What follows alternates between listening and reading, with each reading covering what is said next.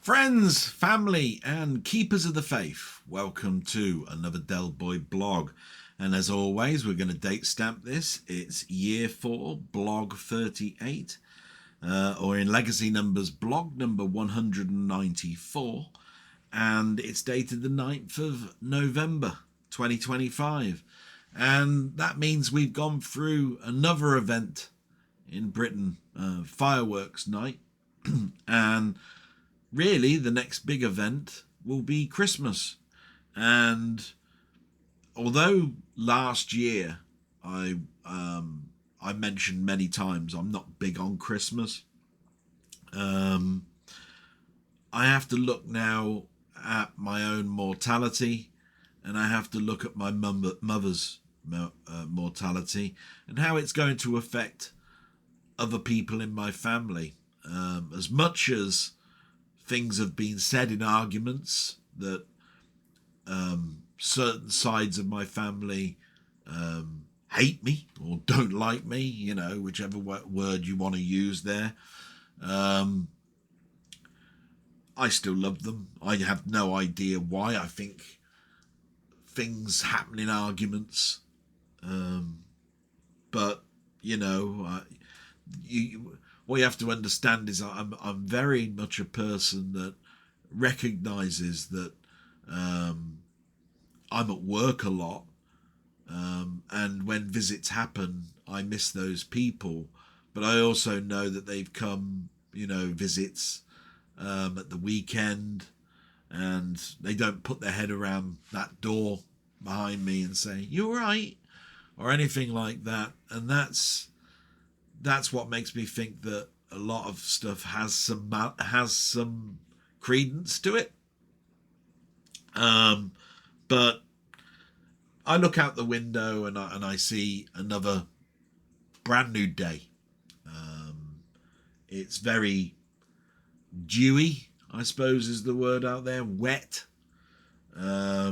Leaves, you know, I use the blower and hoover leaf thing that we've got that turns leaves to mulch to put on your garden, and with it wet it doesn't work very well. I'm looking for a sort of a bit of a drier day, but I don't think that's going to happen very soon. So it's very difficult anyway to go into the garden when it's now dark at 4:10 and I finish work at 4 o'clock. So before, I used to finish at 4 and I'd do the garden for an hour, you know, before I had to sort of like spend most of the time thinking about what to get my mum for dinner and things like that. And now it's a totally different thing. And, you know, it's tricky.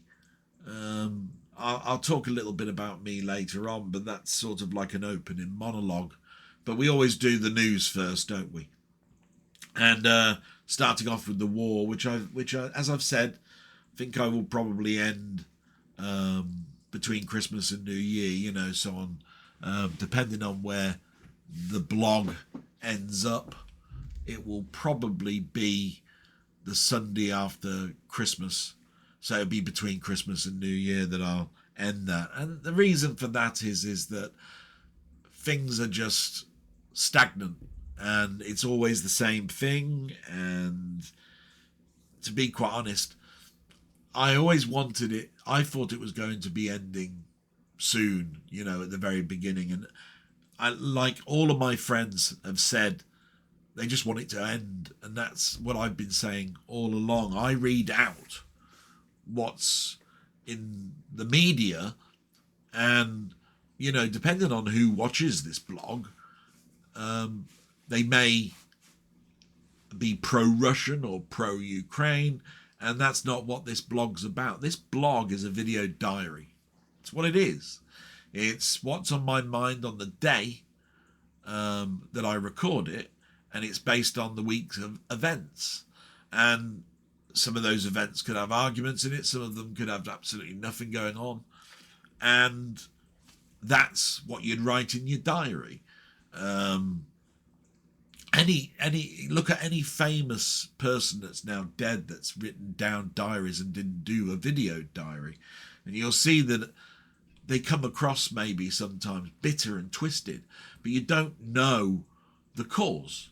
You know, sometimes it's not written down an argument that happened years ago that made them feel that this person has said this, and that person, you know, that's writing the diary is therefore writing his or hers personal experience on things.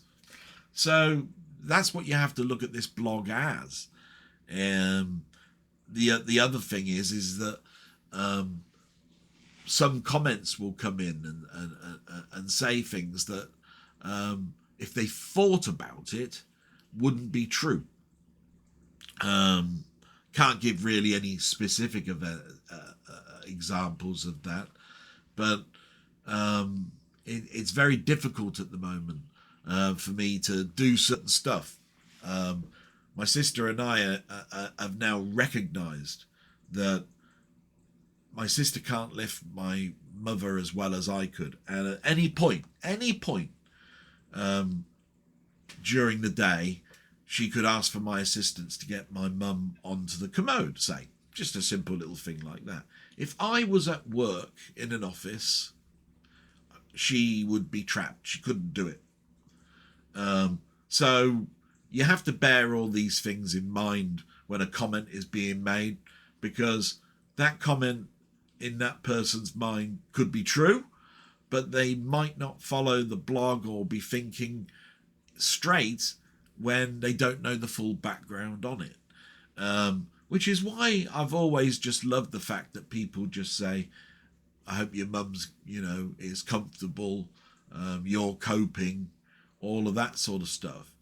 Because that's what you want out of love and respect for an individual person, whether it be about my mum, whether it be about my sister, whether it be about me. Nobody deserves negativity all the time, which is why I was saying that although there have been arguments between siblings, there's never been anything more than love and respect from both of us. Do you know what I mean? We have a common cause. That's what bonds us.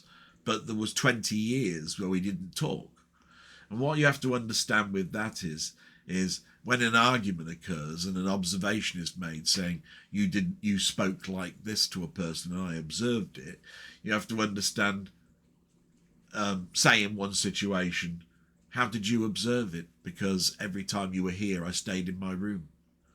I didn't want to meet you, didn't want to speak to you, didn't want to see you. So if I knew you were here and I can hear, you know, through the door whether people are around, why am I going to come out of my room? And if I did have to come out of my room, it would be to do a task, like put the shopping away or something like that. So it doesn't make sense.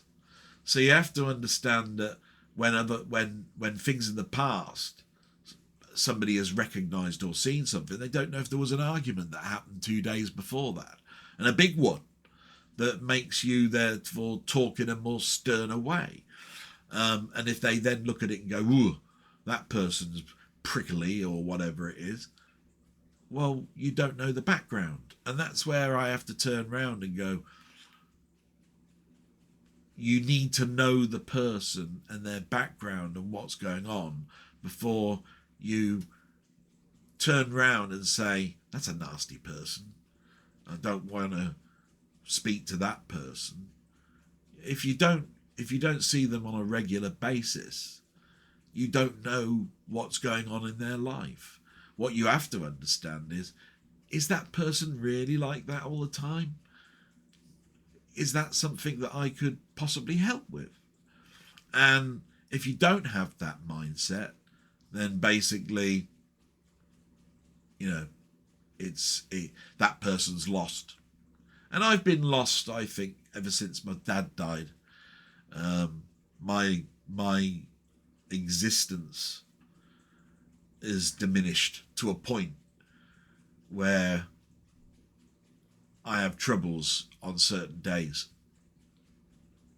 No doubt about it. And the tablets I take, do they have an effect on me? Of course they do. You ever read up on anything that says, what does long-term cocodamol do to you? What does long-term taking of gabapentin do? What does massive doses of those do, and then diminishing off of them help with?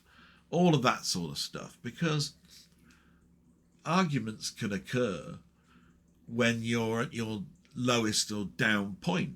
A lot of people would have seen in the early parts of this year that I did a lot of pausing of my recording, and it was because of tiredness, fatigue, and it went into even greater depth when my mother collapsed, and the stress level has risen to a point where it's like a kettle that's on a stove that's got one of those whistles on it.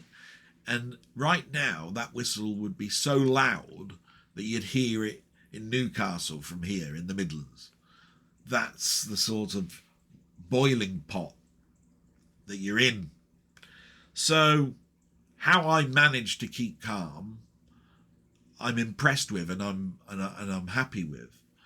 I'm not happy about when it breaks down, but it's inevitable.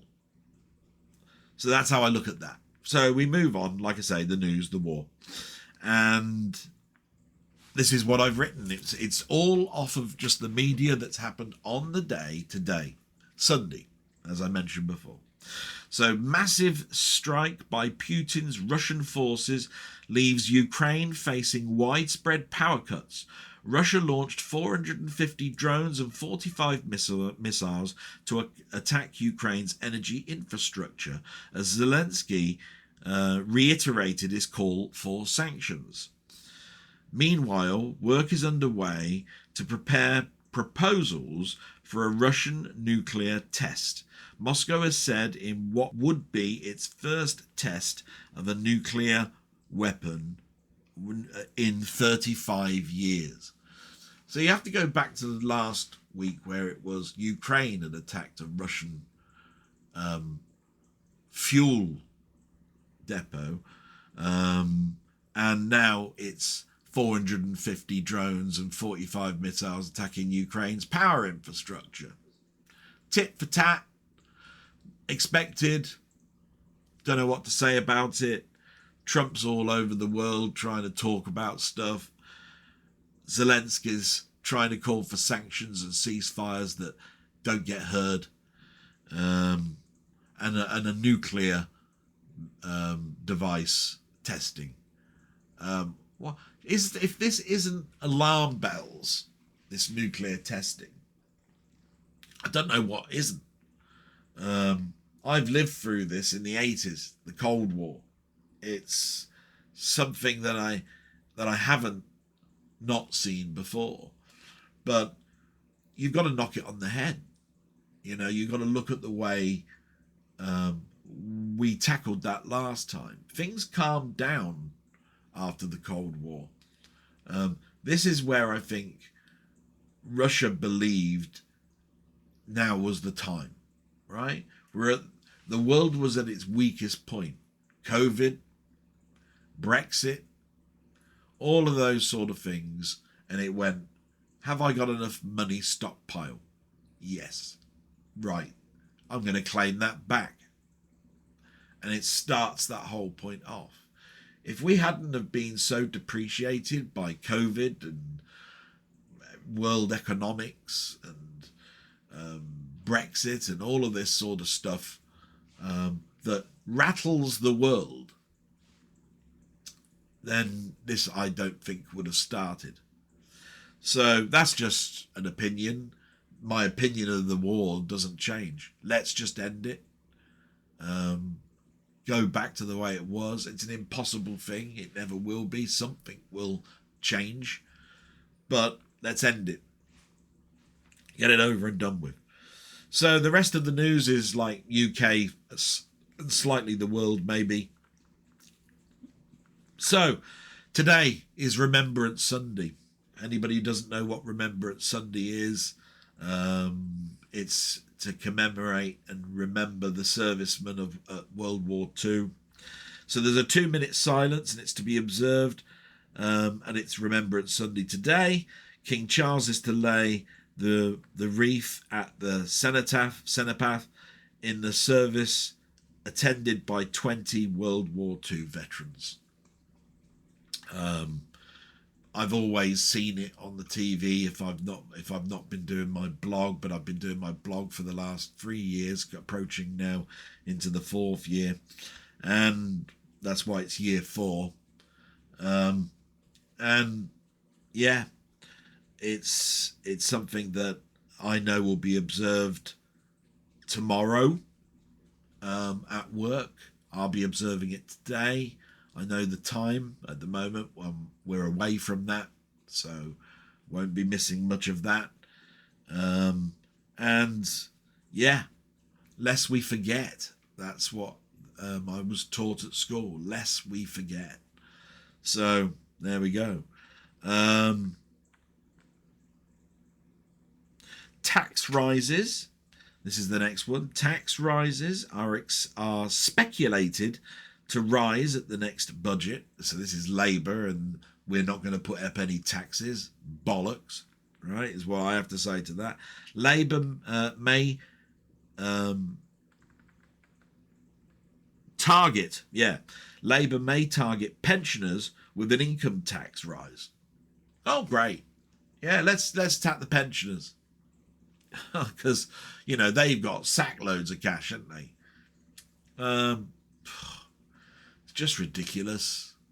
It's no wonder that backbenchers in Labour are looking at Keir Starmer and saying, you need to be out. He's an ex-solicitor councillor, you know, type person. And I don't think he's geared to be a prime minister. I don't think that type of person is. You've got to be a special type of person, and I think that's what's been missing the last 15 years, whether it be Labour or Conservative. The heads that they've brought up have not cut the mustard. I think maybe we've been lucky in the past. They've grown into the part better than the ones that we've had recently. So that's only my take on that. The next news story is the government is under pressure after report of 4 more prisoners have been freed in error, and they're still at large in this country. So I don't know if you recognise, but about a week or so ago, there was one immigrant that was released in error, and there was some back pay deal with getting this person out the country under sort of like secrecy from everybody that lives in the UK and the world. It doesn't really affect the world, but it was all secret. Now, there was a big Prime Minister sort of like question time on Wednesday, and there was this sort of like Ministry of Justice person, Lammy, his surname is, and he was under fire because the Conservatives questions, and they're allowed to have 6 because they're the strongest opponents for question time, only asked one question and repeated it 6 times. Do you know of any other releases from prison that have been freed in error, for which this guy this Lammy bloke just kept turning round and saying, you should be ashamed at the question because under your control it was like this and like that. So of course he just retorted the question and said, I'll repeat the question. Is there any prisoner been released in error this week, or whatever it was. And he just kept they just kept batting it back. Should be disgusted. This, that policy, you left it in this state, blah, blah, blah, blah, blah. And then an hour later, a report came out saying 4 more prisoners have been freed in error. Of course he knew. You know, it's like, why hide it? The report came out an hour later. All that happened is the politicians knew about this report going public that day. So what was the point in hiding it? Ridiculous. So that's all politics, all political bollocks, which I don't like. I may work for the government, I may be in the Ministry of Justice, but I get on with the IT work. I don't look at the political map. It doesn't get to me. I just think I have an opinion that there's no point hiding things. Just answer the damn question. Politicians are masters at skirting round answering the question. Oh, it was like this because you left it like this, blah, blah, blah, blah, blah. And we've created more jobs and done all this. They bring the kitchen sink in their approaches to what they've done without actually answering the comedic way of hiding what's going on in the real world. So that's the end of the news, apart from a small rest in peace to an actress, or they call them actors now, doesn't matter, Pauline Collins, who died at the age of 85. Now, Pauline Collins, again, is one of those sort of like actresses that was in the background for me, and only came to prominence really in the film Shirley Valentine, which I remember being a huge thing in Britain because it was a British-made film that was going to hit America, which he hoped would then increase British cinema, and we therefore would be making better films with higher budgets. And in most regards, that happened, just like other films, Buster and all of this sort of stuff that came out, not particularly great films. I wasn't really interested in Shirley Valentine. I saw it, but not at the pictures. That was one I did not see at the pictures, but I saw it on a rental. I thought it'd be something my mum would like to see, so I think we got that out one day. And I don't even know if my mum got to see it. I think she eventually saw it when it was broadcast on terrestrial TV, because at that particular time, it wasn't on Sky, I don't think. It turned up on Sky later on as one of those British Greats channels and all that sort of stuff. But for me, she was a part actress that I knew would probably be off the stage. I knew she was married to John Alderton, who wrote a very nice comment about his wife, how he was going to miss her and all of that sort of stuff. And what we have to remember is as people come out the limelight, you lose track of what's going on. So many of our famous people that we watched on TV in the 80s and sometimes even the 90s are now in care homes, and that's no different for Pauline Collins. She died peacefully. This is what it said in the news: died peacefully in a London care home. And then it went on to say that's because she had Parkinson's disease in the last years of her life. Parkinson's disease, who knew that she had that? Out of the limelight, you see. But I first saw her in Upstairs, Downstairs, a very British drama that was popular in the 70s, because it was a drama that was on a Sunday. And I remember Sunday being the day where I had to make sure that everything was ready for school, or my homework was done. You had a bath before you went to bed. And a lot of these dramas, I usually saw the middle to the end, or the beginning to the middle, and then miss the end, because they would be on at about 5, 6, 7 o'clock in the evening. Upstairs and Downstairs was no different. Tales of the Unexpected, however, was also on a Sunday, but was also in repeat, shown during the week. And she was in many of those. And I remember she was in a story with Joan Collins, where they were both actresses looking for the next rich guy that would see them backstage, whisk them away from doing these crappy sort of like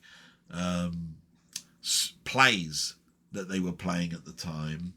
And Joan Collins won this rich bloke's affections, but in a turn of events died, and Pauline Collins took over and got the last laugh. But I think she was also in another story that was very early on, about her writing a book. Yeah, she wrote a book about a trapped life with a husband that only thinks of the military and not about love and relationships.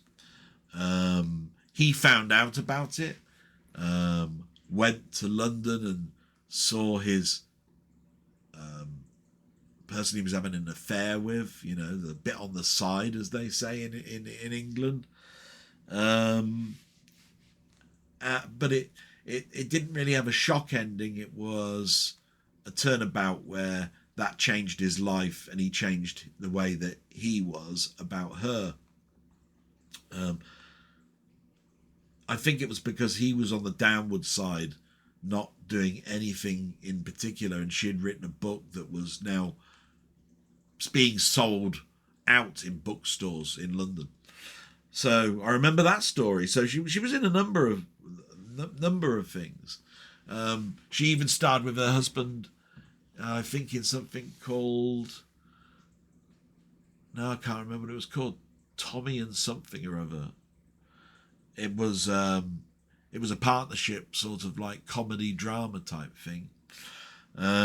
My sister was talking about it this morning, when I was saying that I was just prepping my blog and thinking about Pauline Collins, and she said, "Oh yeah, she was in that thing that we watched," and then she talked about it, and I went, "Oh yeah," but I can't remember the name of it.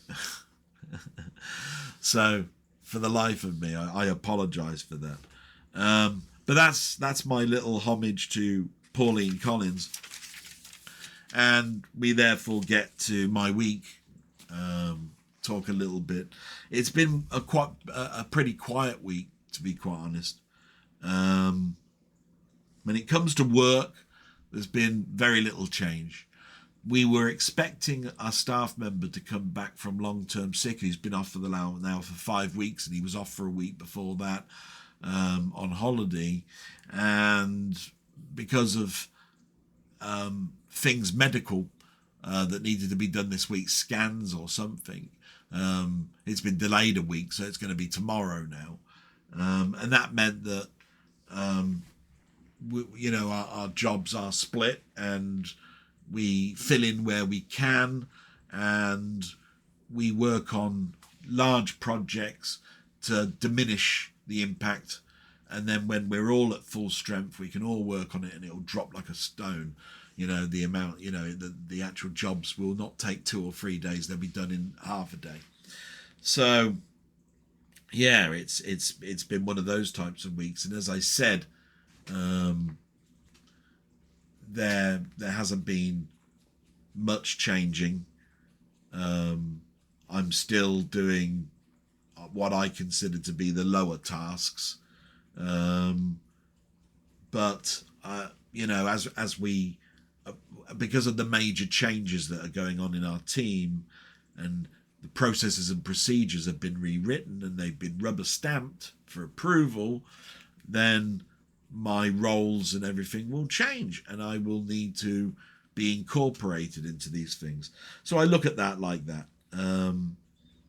From my mother's perspective, my sister's had the biggest headache with arranging transport for this next week to get my mother to have her scan. Now, this is an ultrasound scan that should have happened when she went to the hospital several weeks ago, if you remember rightly, I was in hospital and they did an x-ray. Couldn't understand that at all. It was supposed to be an ultrasound. Since then, she's been put on several different tablets, acting like a guinea pig. And the only thing that's changed is that we're now doubling the strength of a water tablet to see if that diminishes the swelling in her legs. Sounds like an okayish idea, but we've been here before, and we've been at this strength before, and we were glad that we were taken off of it, because the tablet doesn't target water from particular areas. It takes it from the whole body, so you can diminish water to the brain, the heart, the lungs, all around your body, and therefore do quite big damage. And that's why smaller doses to me make sense and larger ones don't. So big cheer for my sister who's got that arranged, and I still don't know if I'm included with going to the hospital with my mum, or whether I'll be at work and I'll have to go if she's still at the hospital when I finish work at 4 o'clock. This is where I get a little bit depressed.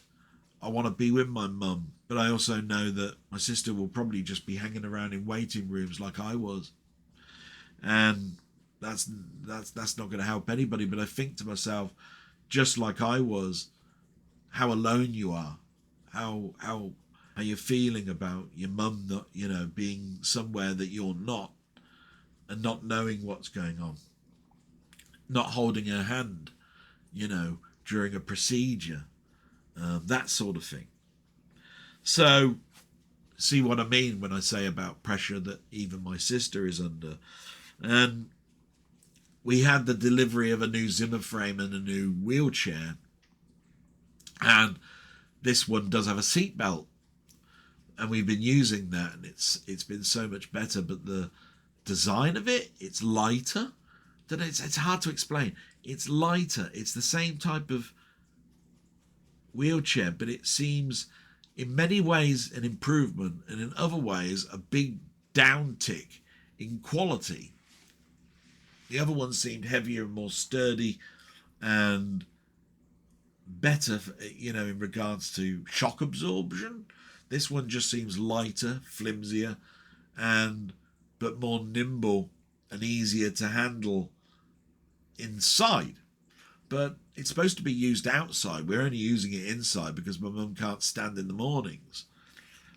And talking about that, we've had, the Senna tablets, which control how a stool is soft, has gotten to the point where she's, messing up an awful lot in her pads. And that means an awful lot for me in the evenings to clean her up. I don't want to go into too much detail, but I have to wear gloves, use wet wipes, all of that sort of stuff when this happens. And then when I do eventually get her into bed, the room has got to be prepared for the next morning. So I have to clean up. And that spoils my mum's going to sleep and extends what used to be a half-hour job into being an hour and 15 minutes.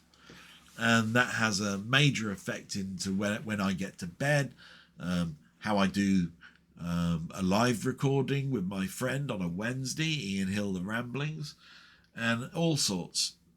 And it's only through my sister sort of like helping here with saying, you did well, you done that here. And my friend Ian turning around and saying, so what? I can't imagine a Wednesday without you being in my blog. So all of those sort of things lift you up. They weren't there at the beginning.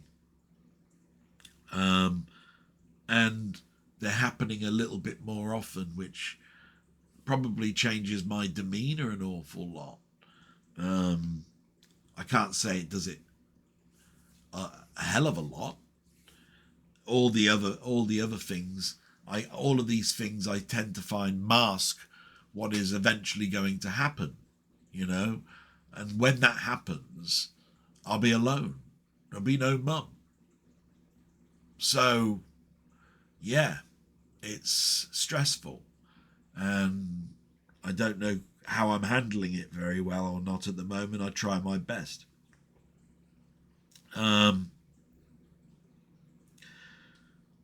the last thing to talk about is this is always a difficult week. It's the beginning of the week, beginning of the month.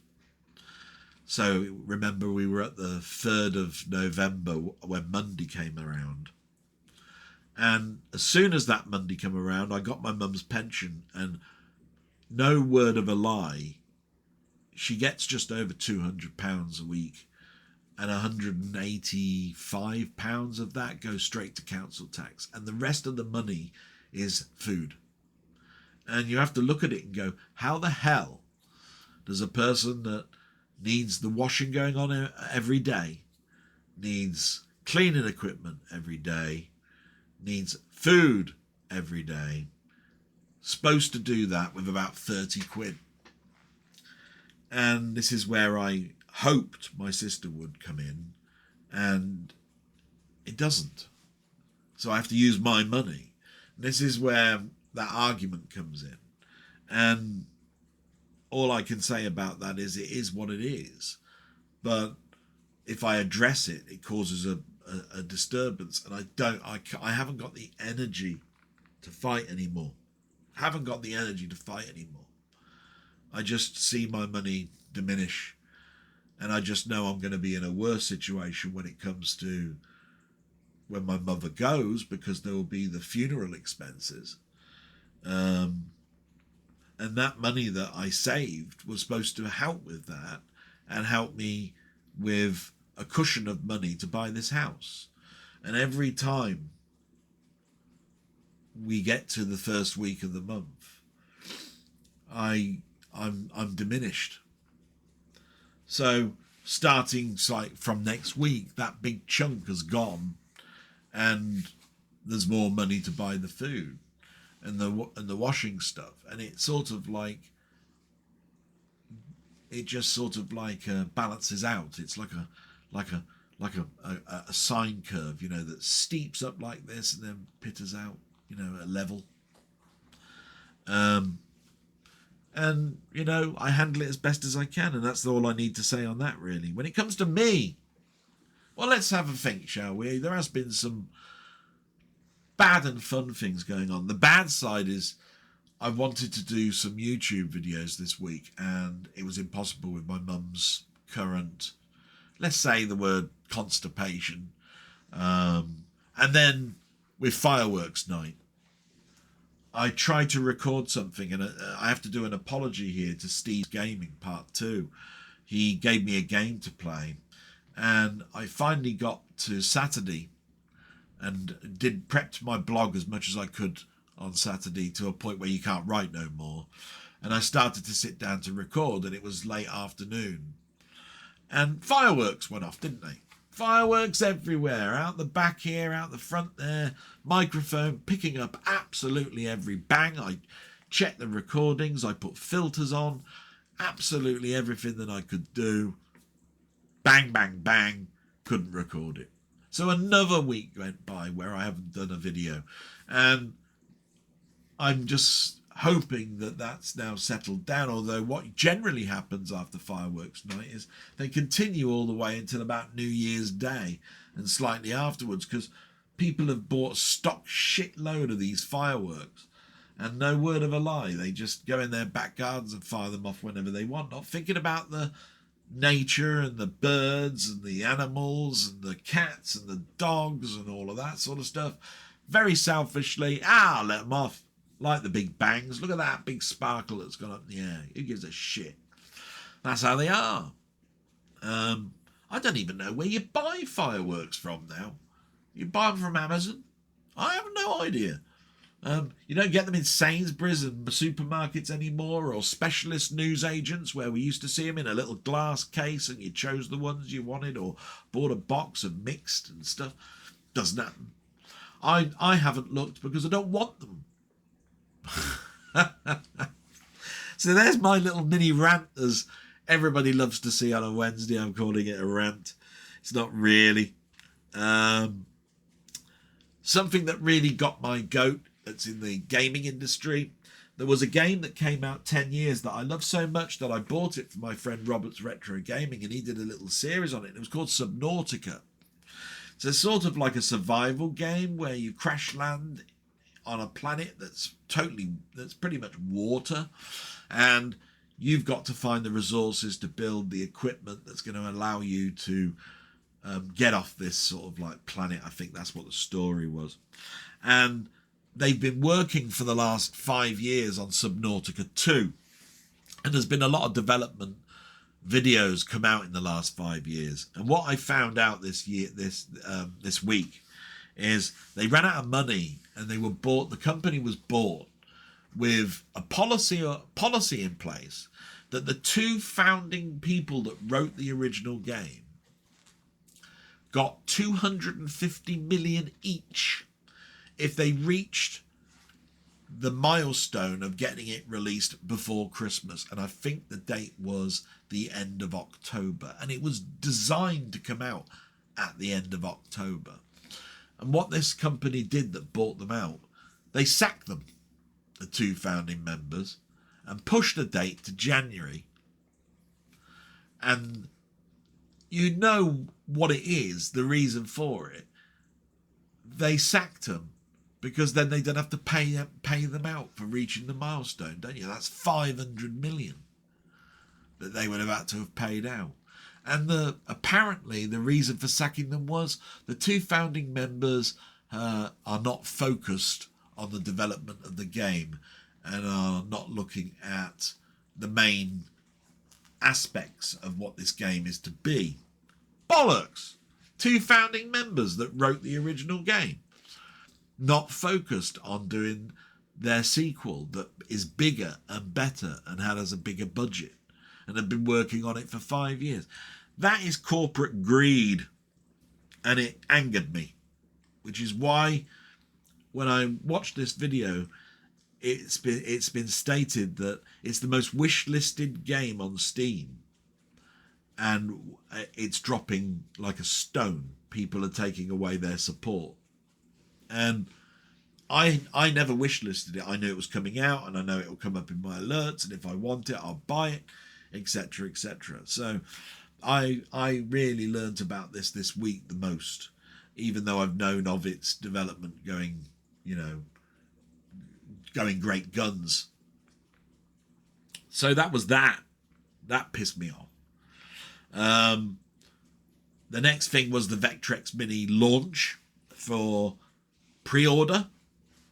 Now, anybody that knows me knows I'm a big fan of my friend Mainmeister Al. I know him, I've met him. We haven't talked for a long time, and he's going through a very difficult patch, very tricky patch in his life.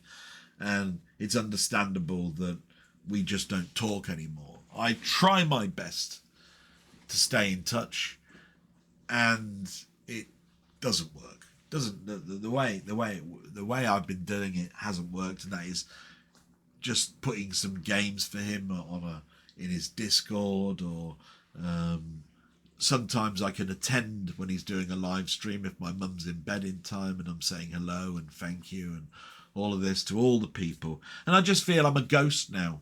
I'm a ghost now in their Discord. I'm a ghost now in watching my friend Mainmeister. He's doing shows when I can't attend.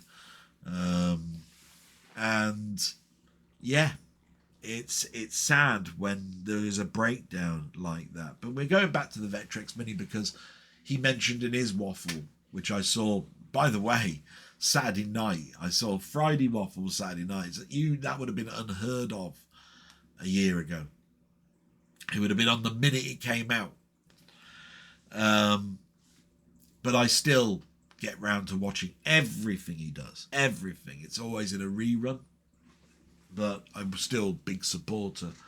And he mentioned the debacle of this Mini because there were what they call early backers would get this product for under £100. It's 150 quid, this Mini. So it's not the cheap Mini, right? It's one of the most expensive Minis you can buy, 150 quid. Even the A5, the A500 was just over 100, I believe the Spectrum was just under 100, and the Commodore 64 was in the 70s or 80s pounds bracket. So this Mini, which is apparently very small but lovely, 150 quid, that's really the extreme. But he was there the minute that the Kickstarter started. The site crashed. When he comes back up, those 150 are gone. And that means that you've got to buy it at full price, even though you got to the website at the time. But you'd think that the Kickstarters that recognise these things starting off would be more robust than they are. We've been through this before when the PlayStation 5 launch was there, the Xbox was launched, all during COVID.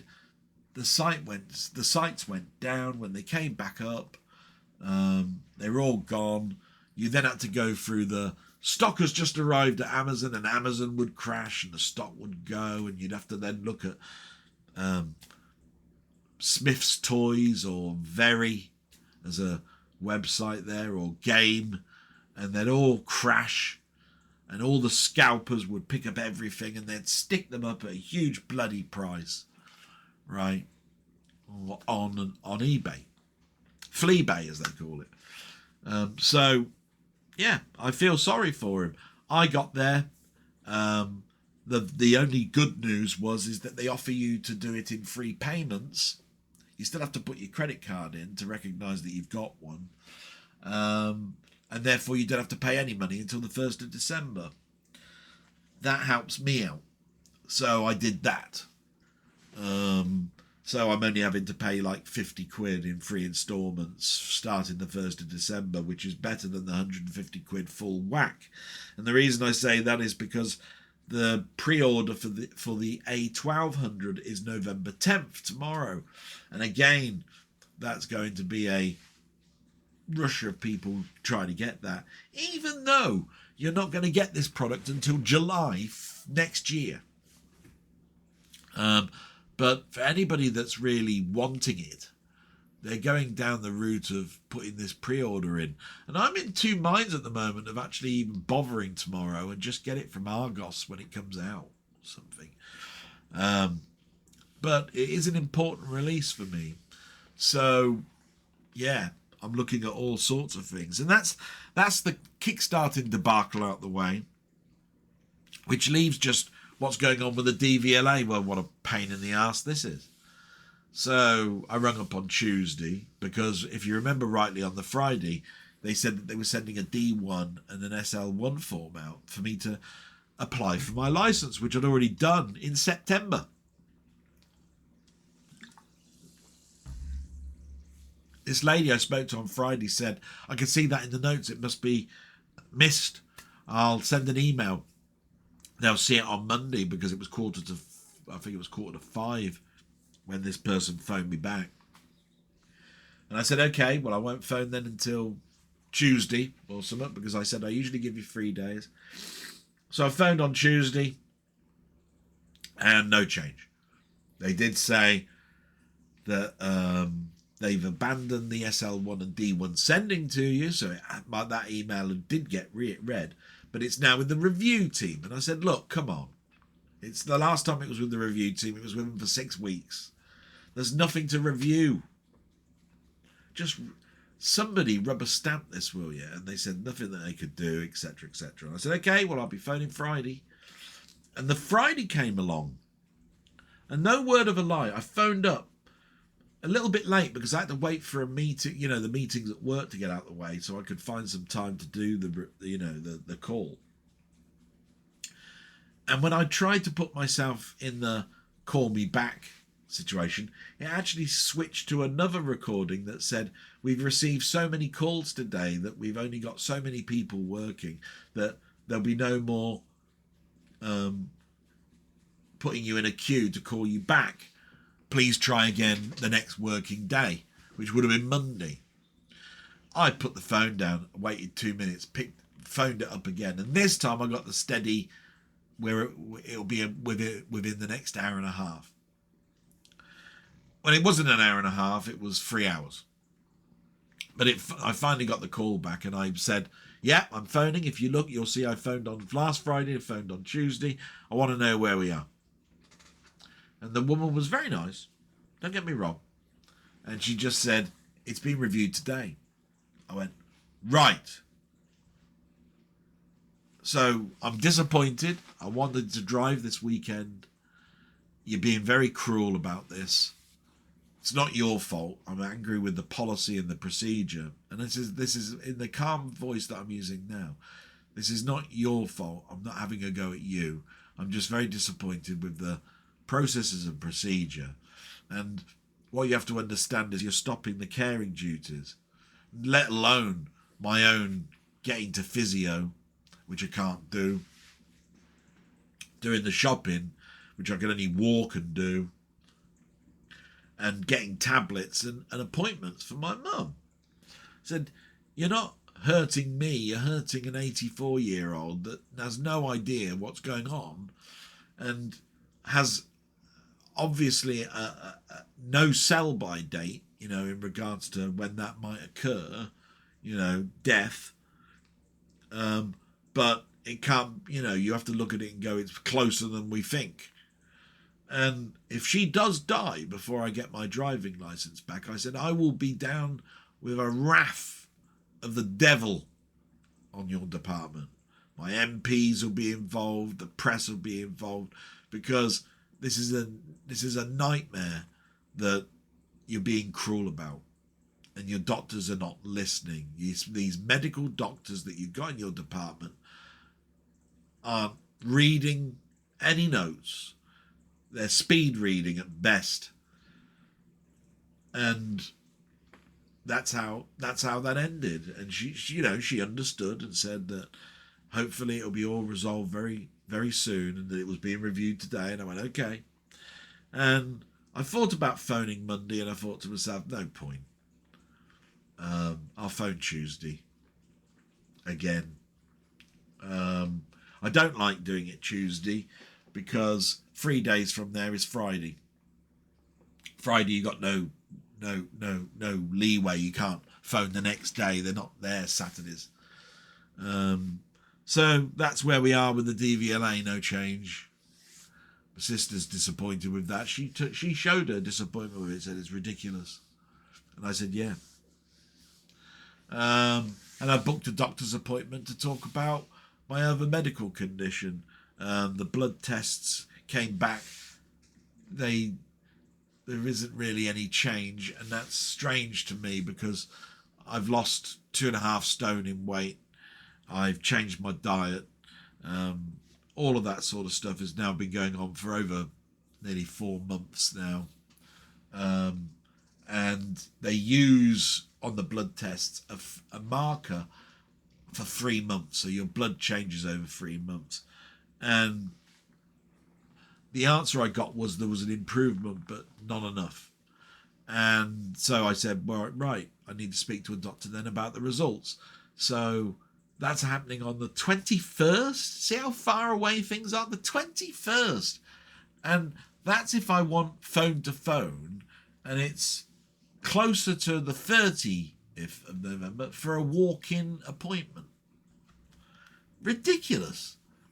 Another 2 weeks to go by before you can actually speak to someone when you've had the results like that.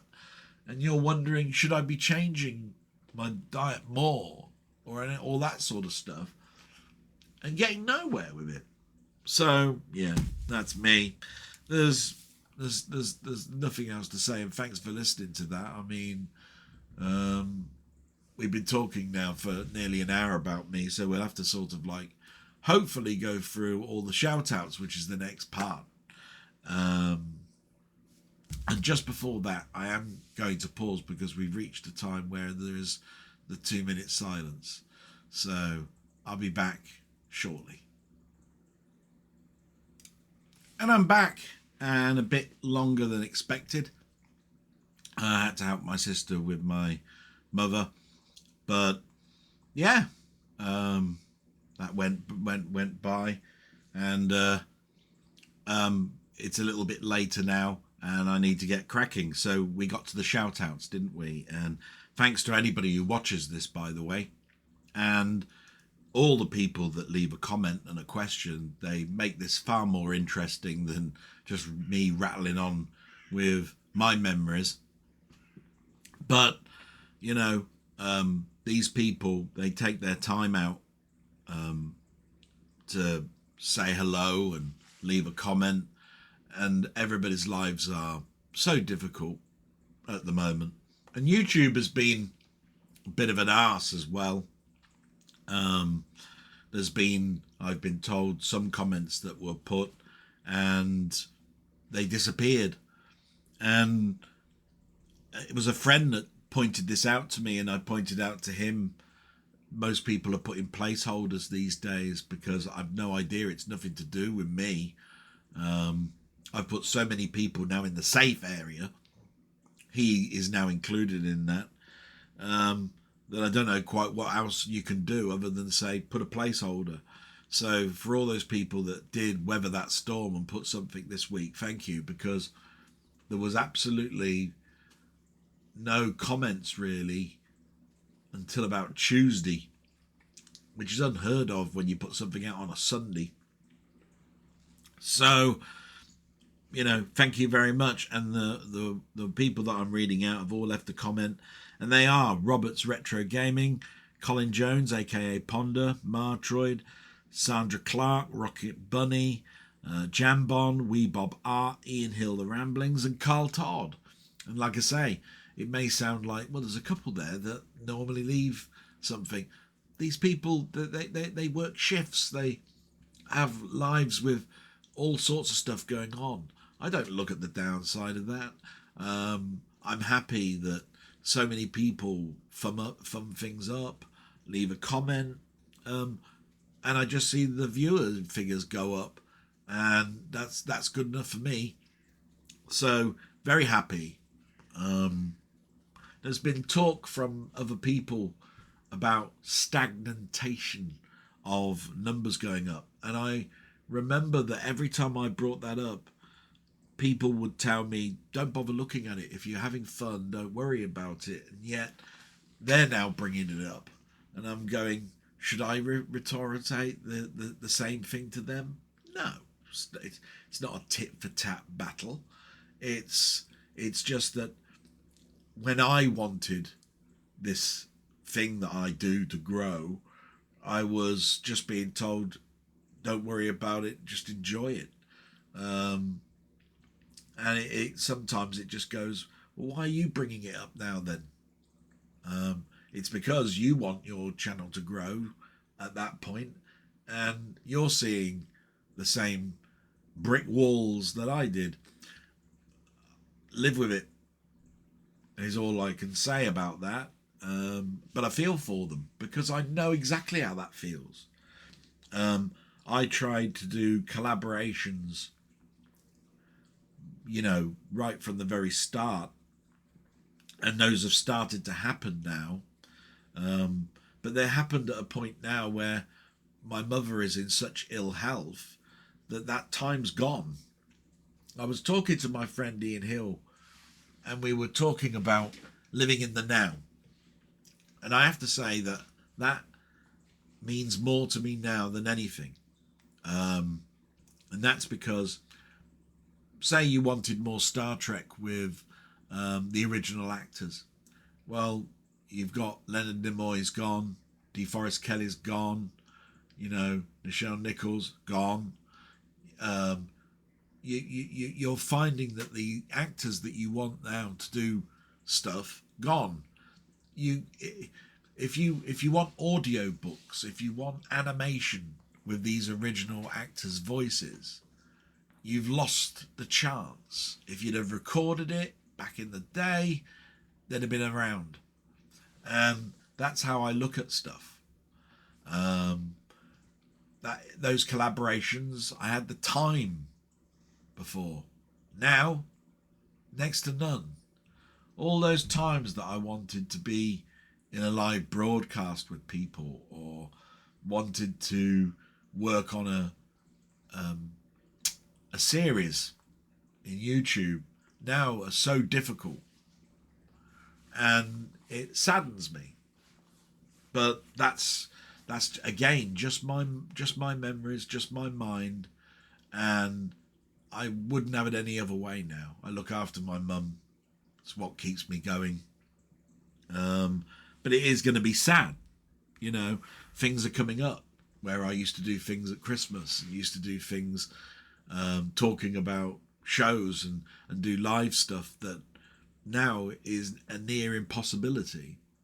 But I have spoken to one of my friends and we are going to do something at Christmas. We have found a day that works for both of us, and it's not as close as I'd like it to be at Christmas, but it's something. And I spoke to my sister about it and she thinks it's a possibility and all of that sort of stuff. So, yes, that'll happen. And I spoke to another friend and said, you were part of it last year. Did you want to be involved again this year? And he said yes as well.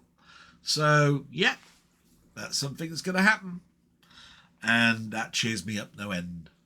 But missed opportunities. I haven't done my second part of the Twilight Zone Season 1. I wanted to do a talk on the Invaders. It's unlikely that'll happen now, and the next one, live one, will be Christmas, unless I just do a little gaming one because I can't sleep or whatever. Usually more time at the weekend because I can do things at the sort of same time as if you count Saturday as a Friday, I'd be at work till 4.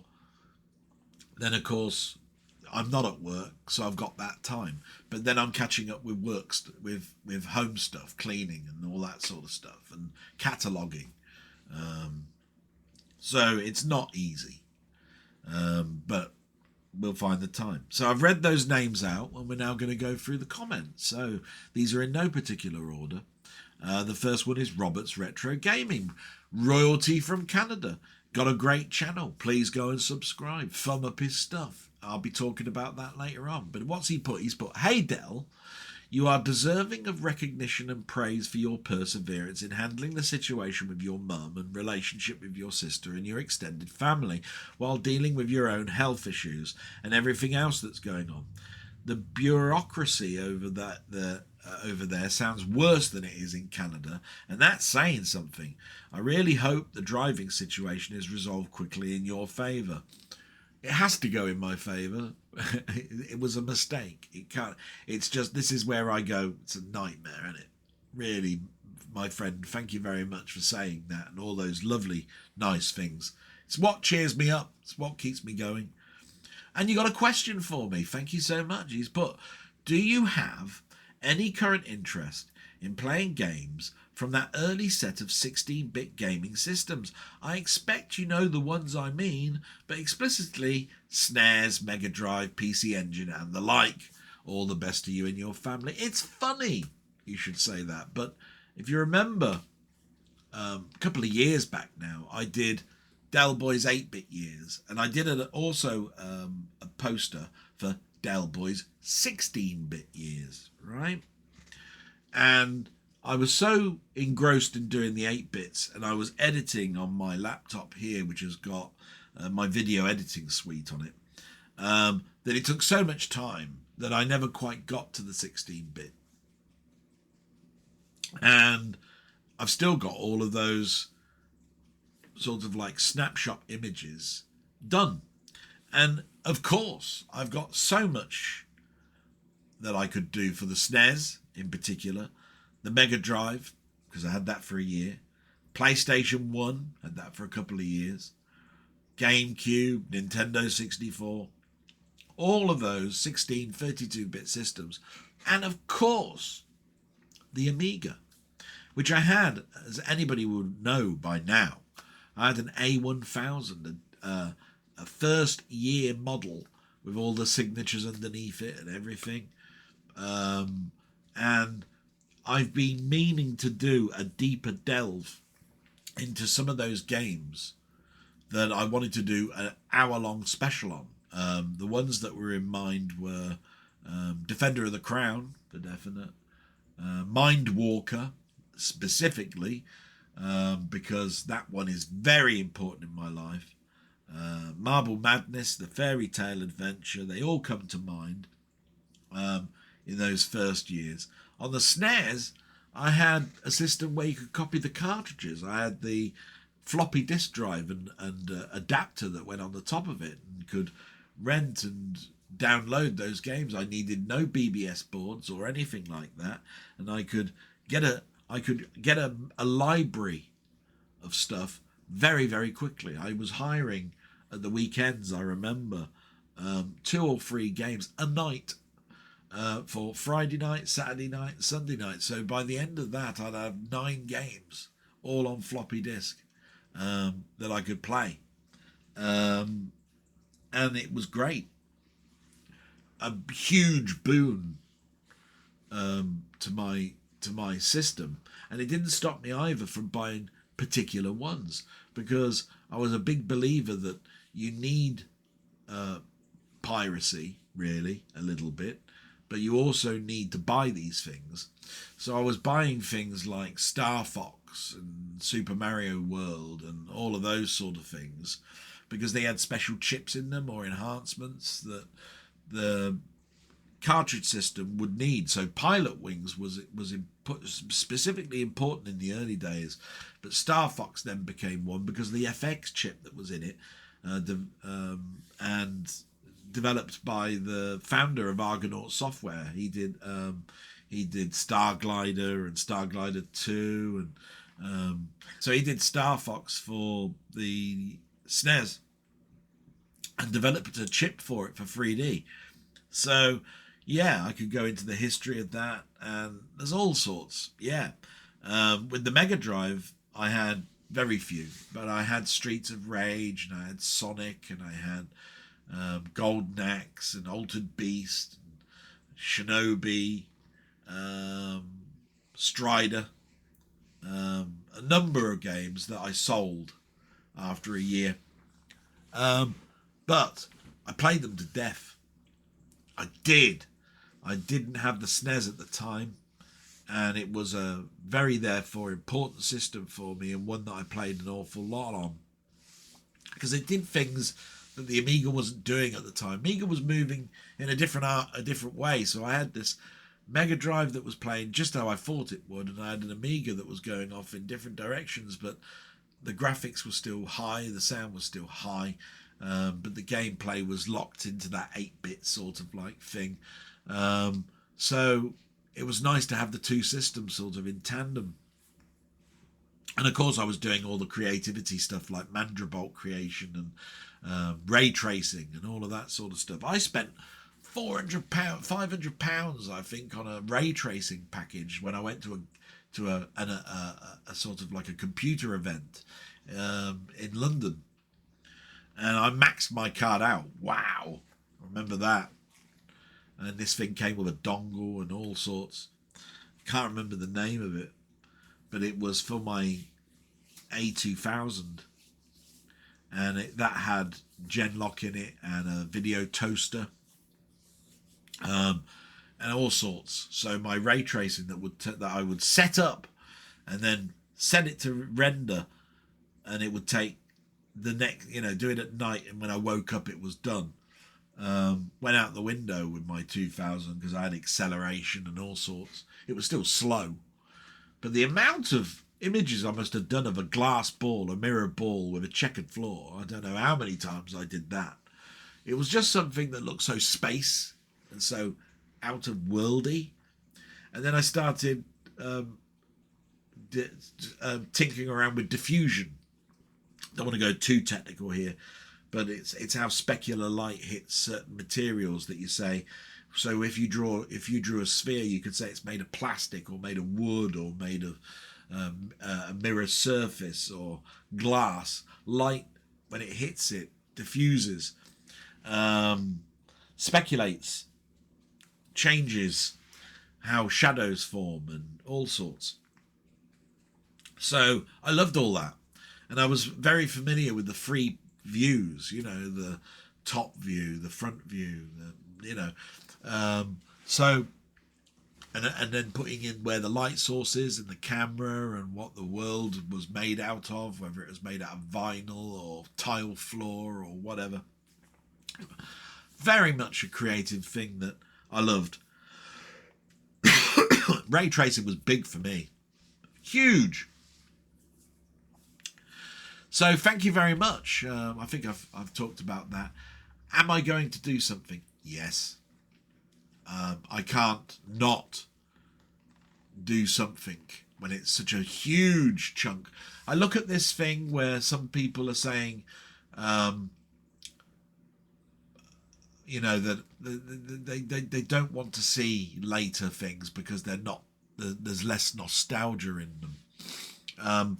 My nostalgia is even at the PC level, where I was doing stuff in DOS, loading mice high and all of this to get base RAM, early 3D games, going from VGA to Super VGA to 3D FX, the real-time strategy explosion for me, and tycoon games and all of that sort of stuff, all was in that PC area. And I do understand, how can you have nostalgia for a beige piece of plastic? It's not about that. It's the things that you put in it. It's not, it has no nostalgia. Just because the outside box was so distinctive does not make what was going on inside not exciting, is how I look at it. And having a hard drive where I could load a game and CD-ROM drives that came out, and playing things like Magic Carpet and Syndicate and Black and White and all of those Bullfrog games, Dungeon Keeper. Such amount of nostalgia, it's unbelievable. And surprises. How the hell Defender of the Crown couldn't be enhanced more than it was. I mean, there were CD versions and Defender of the Crown 2 in name only that weren't even as good as the original. And I've seen fan versions of Forbidden Forest, and actually Forbidden Forest did get an actual Cosmo release, and it was awful, really. It was atrocious. Not moving in any coherent direction that I can think of, really. So thank you very much, Robert. Yes, I'll definitely be doing a lot of talking on that. And I'm going to say salute to my friend, and please go and subscribe to him. And we get to Sandra Clark, and I've been looking forward to this one because every time Sandra's come to me, I felt such torment with what's going on in her life in regards to her Switch 2. So she's put this time, "Hey Delboy, hope you and your mum are as well as can be, and I hope things are looking better for you. You know my Switch 2 died 3 weeks after I bought it, and Nintendo had it in repairs for over 7 weeks. And when I finally got it back, the screen broke again the next day. Well, I had an appointment with the Citizens Advice last Monday, and they were disgusted and said it wasn't right and gave me some paperwork. Well, here is the end. Today, Saturday, I got my money back from Nintendo, but this whole business has really soured me against Nintendo now after decades of playing on Nintendo consoles and handhelds. I will not be buying another Switch 2 or any future Nintendo console now. I'm going to get a handheld PC and play games on that. Now, may I ask you a question?" So just before I go there, I'm just going to mention that. And it's so sad, and I totally get it. And you've got the Steam Deck and all that sort of stuff to look forward to. And you've even got this Xbox ROG thing that's just come out. So it's an exciting time if you want a high-powered handheld. And good for you. What I think about this is that what the thing that I would learn is not to buy direct from Nintendo themselves, get it from a shop. If you'd have gone to Curry's, and not had it day one, waited 3 weeks, got it from Amazon, right? Amazon, we'll say Amazon, right? And that broke, you'd just phone up Amazon. You just go to customer service. They'd have sent you one out the next day. But I understand totally. It's blistered and upset you to the point, let's boycott them. And I might, in your situation, probably do exactly the same. But I think diminishing yourself to not being able to enjoy Nintendo stuff now might be cutting your nose off to spite your face. I think that's the term. Because you could do those things I just said, buy it from Amazon, and have the enjoyment and send it back if it breaks. I've heard some awful stories with reliability. Mine's there. It's not broken yet, but I'm playing it 1 or 2 hours a week.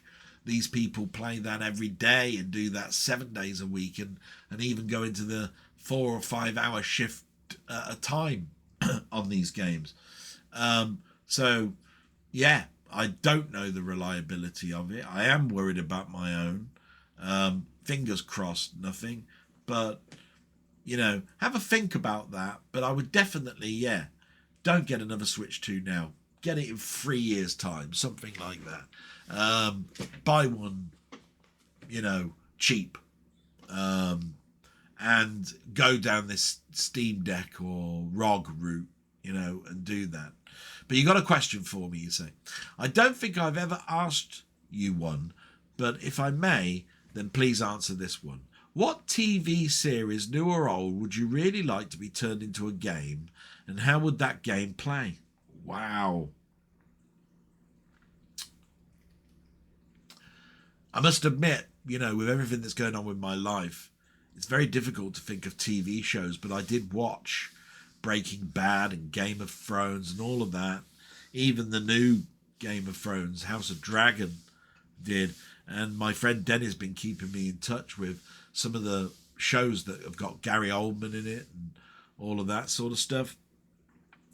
But if I was to think back, so if I went Game of Thrones route, I saw the Game of Thrones game that came out and it was atrocious. I thought it was awful. It was on Steam. It was sort of like a like a Telltale thing with RTS and role-playing game elements to it. And it almost looked like it could have worked on a mobile phone. And I think there have been some subsequent ones. And I might be damning this a little bit, but I saw about 2 different Game of Thrones games, and they were all not the way that I thought it would be. Game of Thrones is so rich in strategy. I'd like possibly a Game of Thrones game to come out that's sort of based on Risk, the board game, a little bit. That would be good for me. Or something along those lines of that Europa line of games, or even in the mode of Cossacks or Age of Empires, and I think that would work better, especially if you're a big fan of the TV series. Now, like I say, there probably is a game out there like that, but not the way that I've described, like the Risk board game. That, I think, would work with a story entwined in it. I'm not a big multiplayer person, so I don't think of those types of things. I'm much more a campaign or skirmish. I like skirmishes. Wow. The amount of hours I put into Supreme Commander 2 as a skirmish. If you look on, if my profile allows you to show it, it is the game that I put 100+ hours into when I joined Steam back in the day when Half-Life 2 came out. So you can imagine I'm pretty much a founder of Steam as a person who joined. I remember getting the disc and it installed it immediately. That was funny. Maybe this would be one for Steve's Gaming. A TV series by Jerry Anderson, UFO. Whoa, would I like that. You could do it as a tycoon type game. So you've got the space elements, right? Because Space 1999 wouldn't work. If you think about it, the moon's blown out of orbit. What are you going to do? Get resources from the moon. Boo. Passing by a planet. Get resources from there. Boo. Boring, right? Seen it a million times. Only you're on a planet. That would be the difference. So what's planetary annihilation then if it's not on a planet? UFO, though, it was based like a hidden department underneath a film studio. So you could do it like a tycoon game there, couldn't you? How do you manage a secret organisation? So this would be a bit like, what's that thing that where where you set up an evil lair? I've forgotten what the name escapes me at the moment. But you could do a tycoon game where you have to run this film studio, but you also have to go down to your secret department and control a secret agency that's protecting the Earth from UFOs. And you could do that by all sorts of different tricks, like missile commands, blowing them out of the sky, or you've got the moon base that's sending off interceptors to blow them up as before they even reach the Earth, or how to manage the moon base with water and food and staff and rockets that have to go up there, and you have to do this secretly. Oh yeah, I get quite excited. In fact, Steve could probably, he's so good at coding, right, with his friend Arlasoft, which I wish I knew more. I wish I'd spoken to Arlasoft more. I tried to talk to him many times in Discord, but because I'm not a coder, I suppose my wording didn't shine enough light for him to think of me as being anything interesting. So now that I'm away from Discord an awful lot, that time's gone. But my God, this guy, I mean, I'll big him up right now. He's a fantastic bloke. Big friends with Steve and Mainmeister and Colin. And they talk all the time about games, and he's just done, I think, a Commodore 16 version of Green Beret, and each time he pushes the envelope. What a guy, absolutely fantastic. And I'm just saying about the UFO game that you could probably do it in Pico. You'd have to look that up, by the way, Pico. But I'm very interested again in Pico after I found my console, the one that I tried to show in a stream before. I know exactly where it is now. And I started looking at R-Type on the Pico, and my God, does it look great.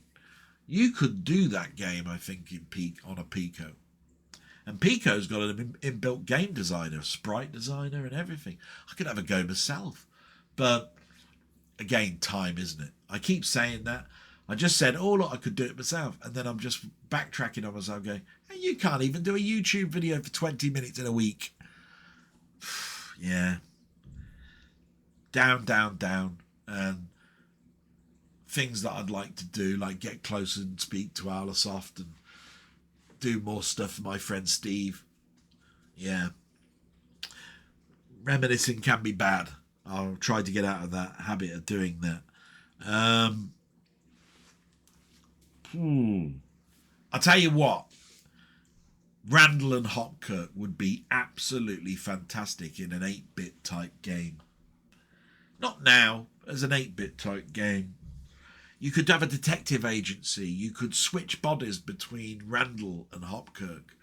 You could have the clues, sort of a bit like Maniac Mansion, the Scum Engine.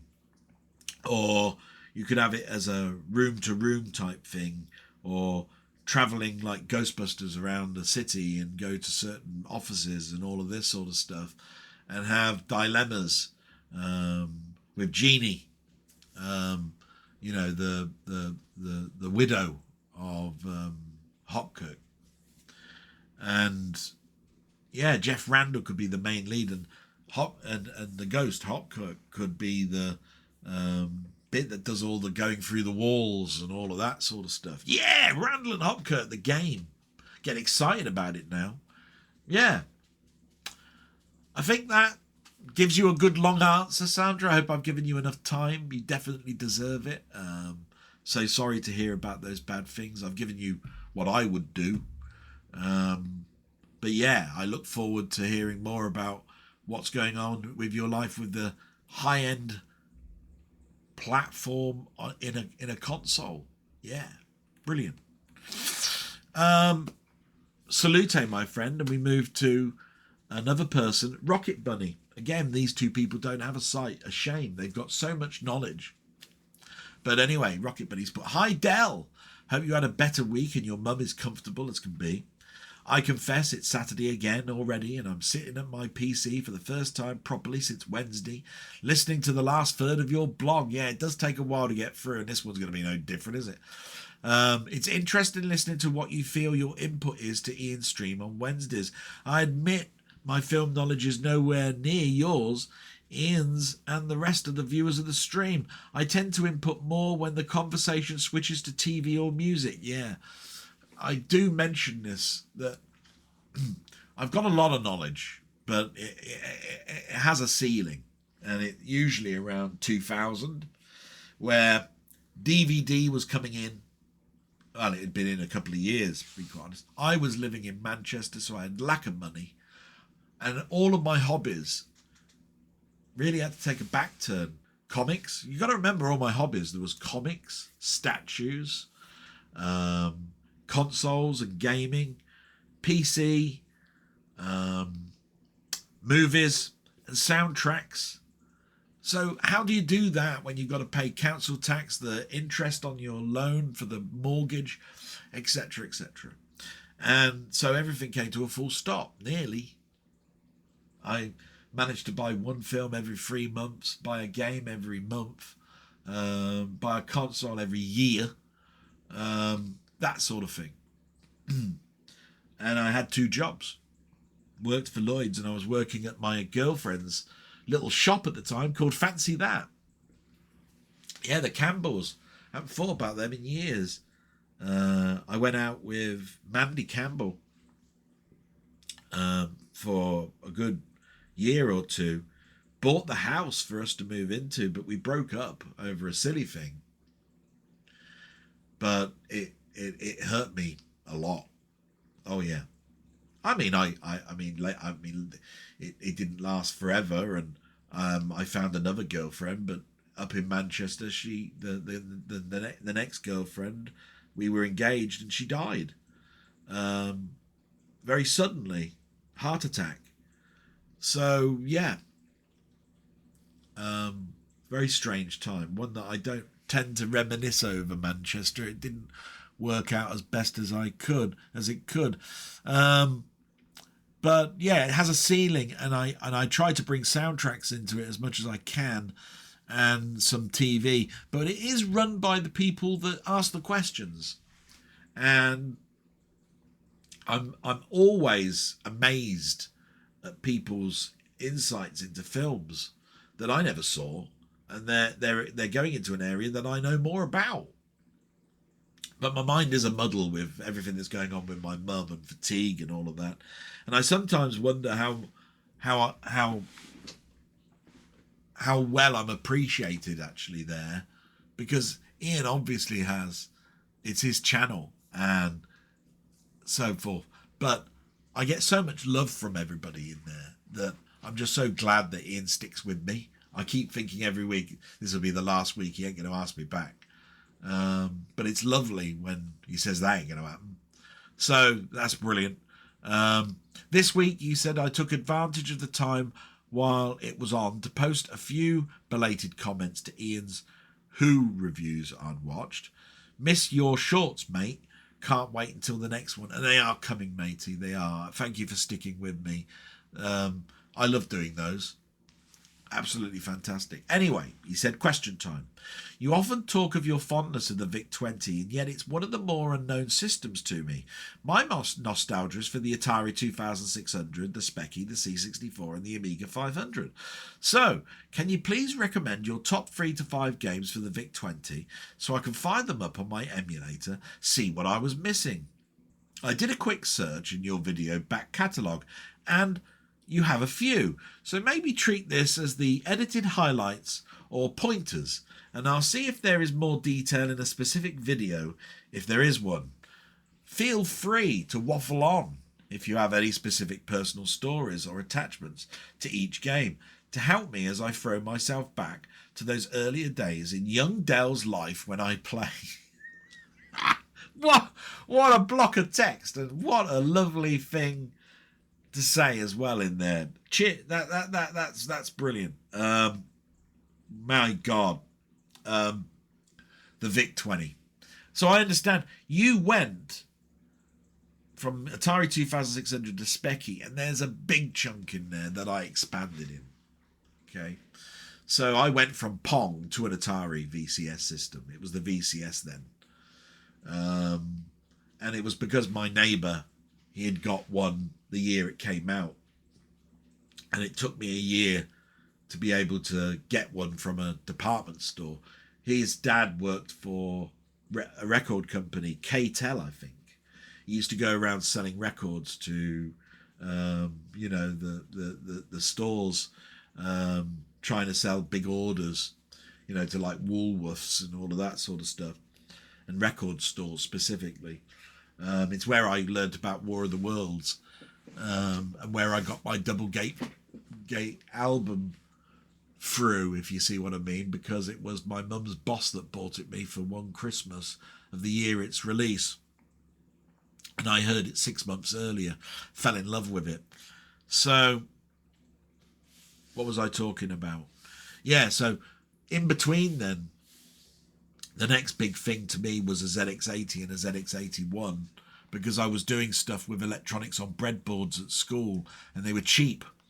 But the next big thing was the VIC-20, and it started my love of Commodore, even though I'd been working on pets at the high school that was built next to.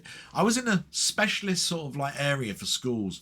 We had 3 schools on the same piece of land, separated in the middle by a high school, which they called the 5th year, right? So you spent the first 4 years in these schools, and they all had different uniforms and all of that sort of stuff. So you're easily identifiable if you're in the high school area, which had its own canteen and all that sort of stuff.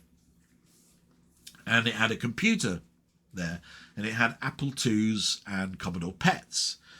I've talked about it before, how I made discs double-sided and all of that. So the Commodore PET was my first exposure to Commodore, because I never even had a Commodore calculator. And I got a VIC-20. Couldn't afford the tape deck for the first 6 months. So everything was cartridge. And then I had a tape deck, and then the next big thing I bought for it was a RAM expansion, which had dip switches on, and I had to learn about memory banking. You know, you had to read a little manual there, and it said move this one down, this one to... Yeah, it was A and B. You moved this up to A, this up to A, this one down to B, this one up to A. And about 4 or 5 of these dip switches. You had to read a manual to say, this is what you need for 16K, 8K, you know, and so forth. And I had it for 3 years, the VIC-20, but bought a Commodore 64 while I still had a VIC-20. I was very lucky in being able to have more than one computer at a time where one was all that you'd expect to have. And it was because of selling machines I'd fixed. I fixed a load of Auric Atmoses and Auric 1s and Spectrums, because I was a big reader of technical manuals, and there was a shop, and they had a policy of bringing in your old computer and having a discount off of the next computer. And they were selling Atari 400s, 800s, Commodore 64s, etc. later on. And a bucket load of Spectrums and Aurics and things came in. So that's how it funded that. So going back to the VIC-20, like as I said, cartridge at the beginning, unexpanded tapes later on, expanded tapes after that. And this was also at a time where I lived very close to an American Air Force guy. We lived very close to an Air Force base here in my hometown, and the council houses had a deal for certain American Air Force people to live in these houses when the premises were filled in at the Air Force base, where they had housing as well. They had something called a BX Centre, where they had bowling and arcade games, and that's where my friend worked, Martin, who's now died, unfortunately. He was a very close friend of mine for many, many years. Took me to the BX Centre a lot. but this American guy, he had a modem and a bulletin board system on the Air Force base, and he'd bring back games, and they'd run on my machine. Not very well, but if they didn't, I went round his house and played them there. So games that at the very beginning were things like Omega Race and Jelly Monsters and The Count, right? So you've got Jelly Monsters, which was my first experience probably of having a closeness to Pac-Man, because I didn't buy the Atari 2600 version of Pac-Man. It was called Jelly Monsters on the VIC-20, and it was pretty good. Not bad at all. Omega Race is probably the closest to an arcade port as you could get. I didn't enjoy the 64 version as much as the VIC-20. You'd think I would, but it was that very low res which made the whole screen smaller, that made the tightness of all of the enemies work. And the sound on the VIC-20, I think, was always superior when it comes to sound effects, not when it comes to music and overall technical ability that the Commodore 64 had. But the arcade sounds that came out of a VIC-20 when it was programmed by a good person, brilliant. So Omega Race sounded very good. I mean, I can hear the heartbeat sort of like noise now going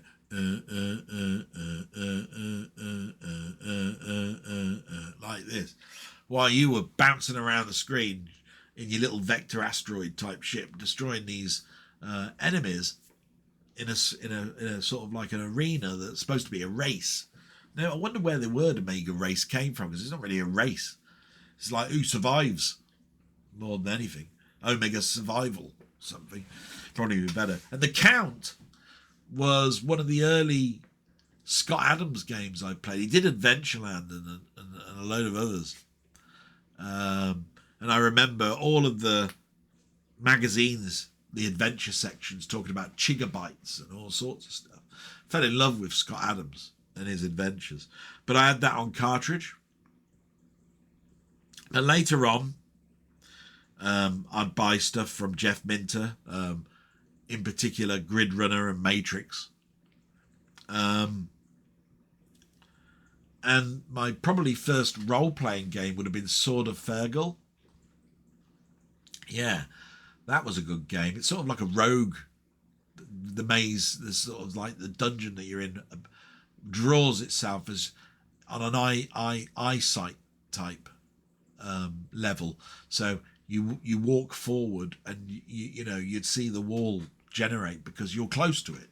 You wouldn't see it from far away in the dungeon. Do you see what I mean? So it drew like that. So yeah, and there was an Atari 2600 game that I liked called Demon Attack, and I bought that for the VIC-20 and loved it. But the best technical game that I thought would never ever appear on the VIC-20 was Jetpack. It was an 8K expanded tape game. The only game that came out for the VIC-20 by Ultimate, as far as I know. And I loved it. My friend would come round and say, the Spectrum one's better. Look how high and look how res it is. And look at how many creatures are on the screen. I was going, yeah, but just look what the VIC-20 is compared to your machine. It was made 2 years before your Spectrum one came out. And look at how much they've done with it. And you can't fault its sound, surely. And he turned around and said, no, you can't. Sound is better on yours. And yeah. So it swings and roundabouts, mate, I used to say to him. So that was funny. But my favourite Jeff Minter game on the VIC-20 was Metagalactic Llamas Battle at the Edge of Time. It taught me maths. And I don't want that to make it sound boring, but what you had was a laser-spitting camel, right, or a llama at the bottom, and it spat it out at an angle. It would hit the wall, and then hit the ceiling, and then hit the other wall, and then land.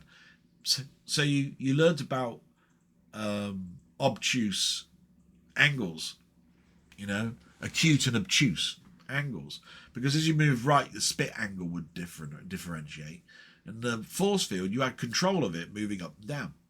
right? Like this. So your angle could be obtuse or it could be moved down and it'd be acute. It'd just fire behind you.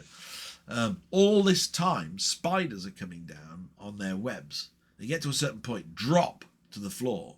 And then, because you can't fire downwards, you have to find the angle that would shoot back behind you. Fantastic game. Played it to death. So many people hate that game. Oh, so frustrating. And I'm going, just got to learn the angles. It's all you got to do. It's all Jeff wanted you to do. Discover angles and have fun. So, yeah, definitely that. Denny took me back to a place with a game that I've done a friend's request, a game called Star Post. Brilliant game. Got a post in the middle of the screen. Got these walls that go along. You fire from the creatures come inwards, and when they get to the post that's in the centre of the screen that's far in, they bomb it. And if you hit the same spot 2 or 3 times, the whole post blows up. And you spin round like it's supposed to be a paddle game, I'm pretty sure of it. But you can play it with a joystick.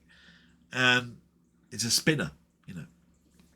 And it's hard to understand, but I did watch that video. It's from Denny. It's in my friend's round 1, you know, series 1.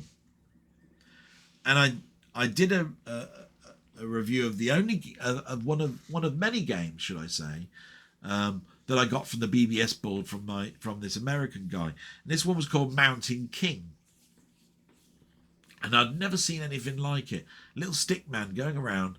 You had to get as much coins as possible to be able to open up the flashlight. When you turned the flashlight on, you saw all the darkness, and you were looking for a key that opened up this temple that was at the bottom middle of this maze.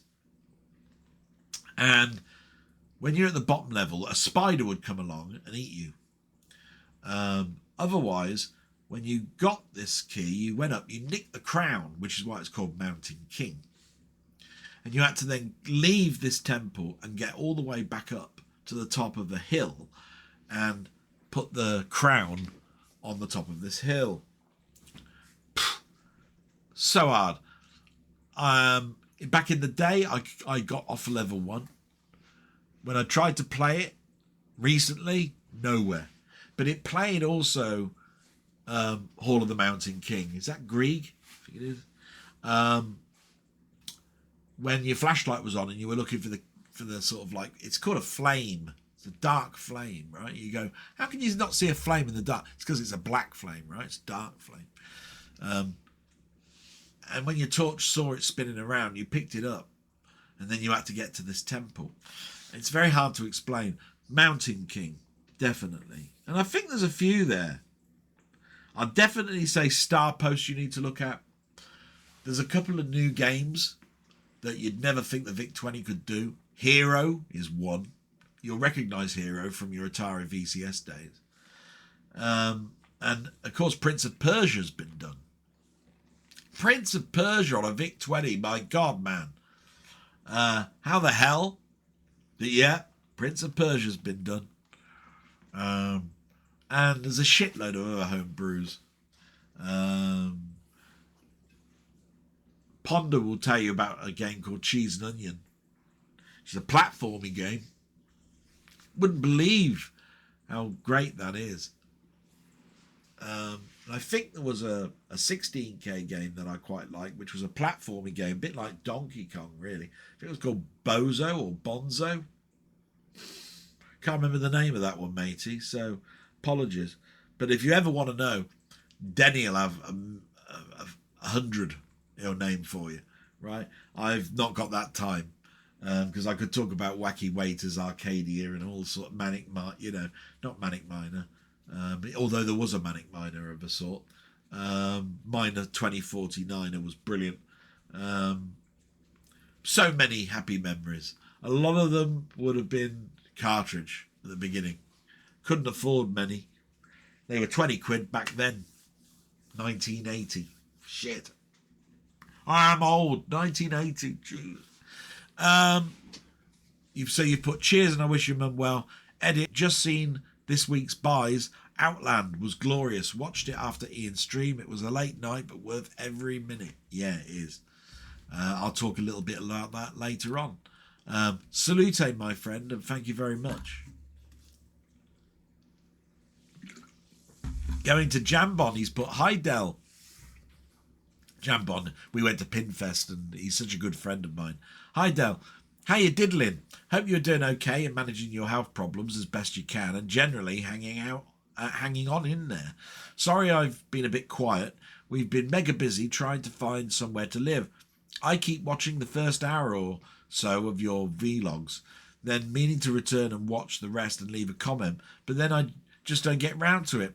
Also, I've been watching a lot less YouTube in general because the number and nature of the adverts and promoted videos I'm seeing is really off-putting. The sidebar always feels full of cynical clickbait, manufactured, outraged and hate, and as a platform it's becoming quite unpleasant.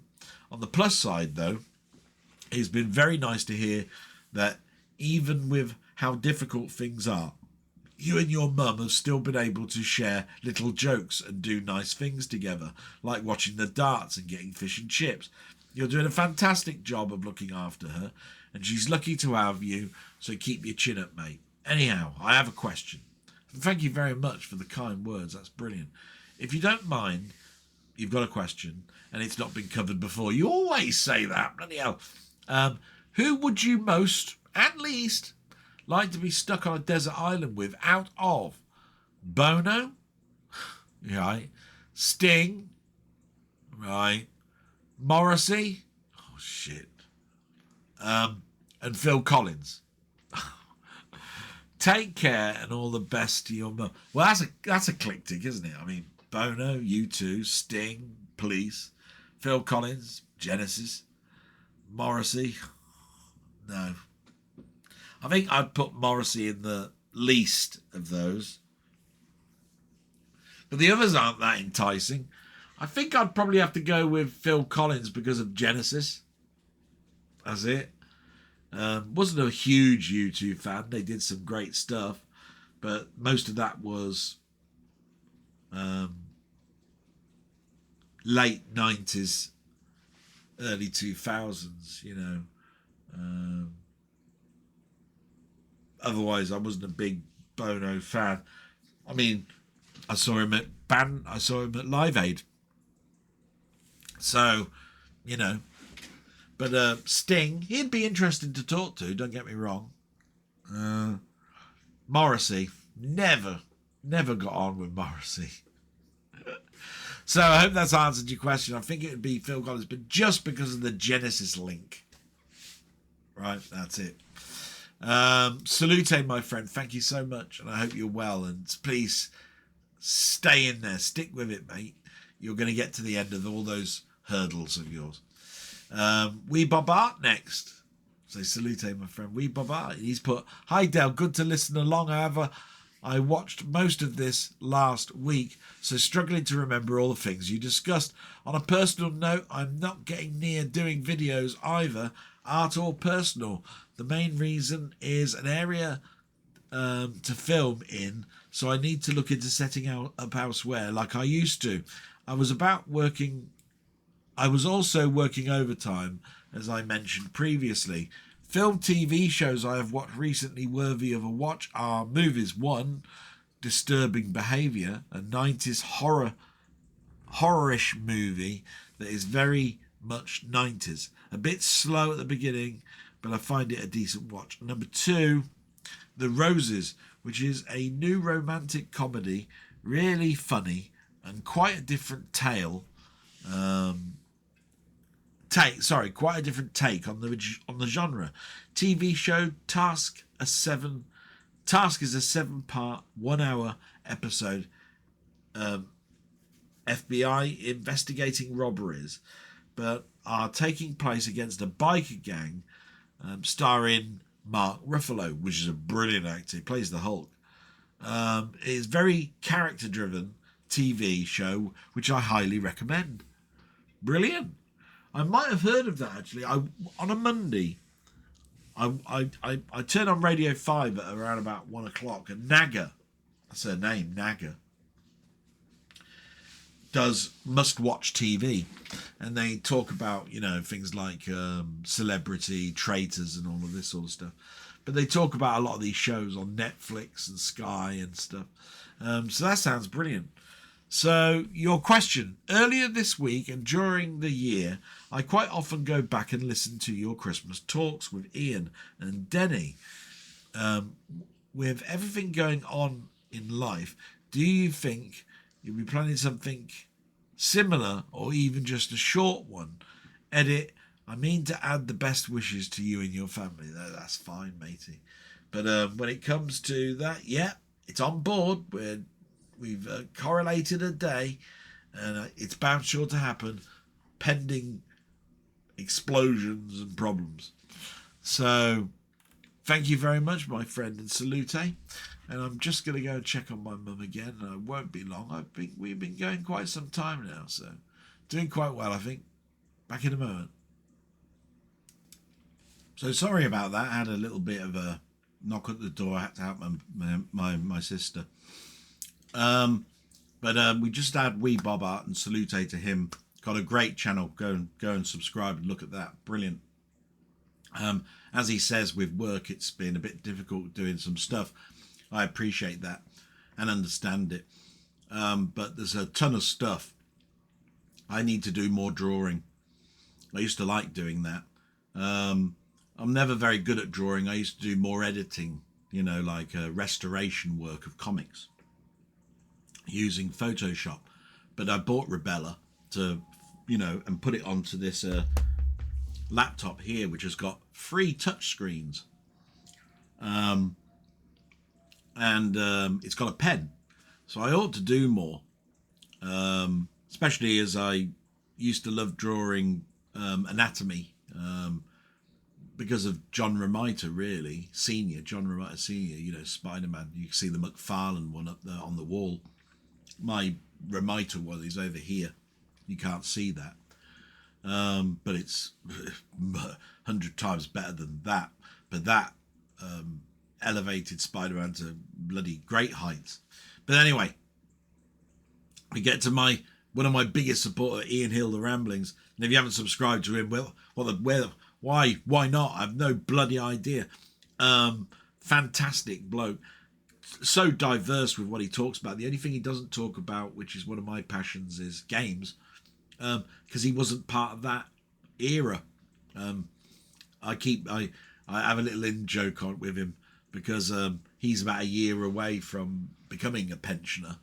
I'm not that close. So there is a big gap between our ages. But that just means his experience and his knowledge is so much better than mine.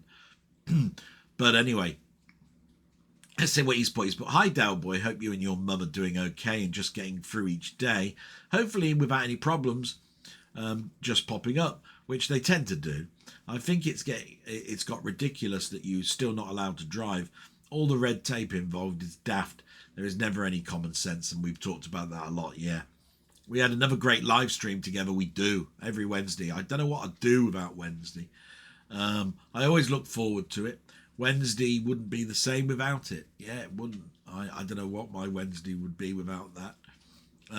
I hold on so tight to the reins on the Wednesday. There's so many other streams and things going on.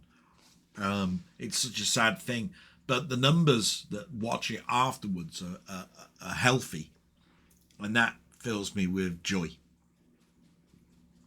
I think life does trick us sometimes. My feet and legs are really looking good, but over the last few days, the pain has been bad. I've tried to loosen the bandages, ease the compression. It's been driving me mad. In bed, it's interrupted my sleep. Sometimes I just need to feel pain-free, but it's not happening.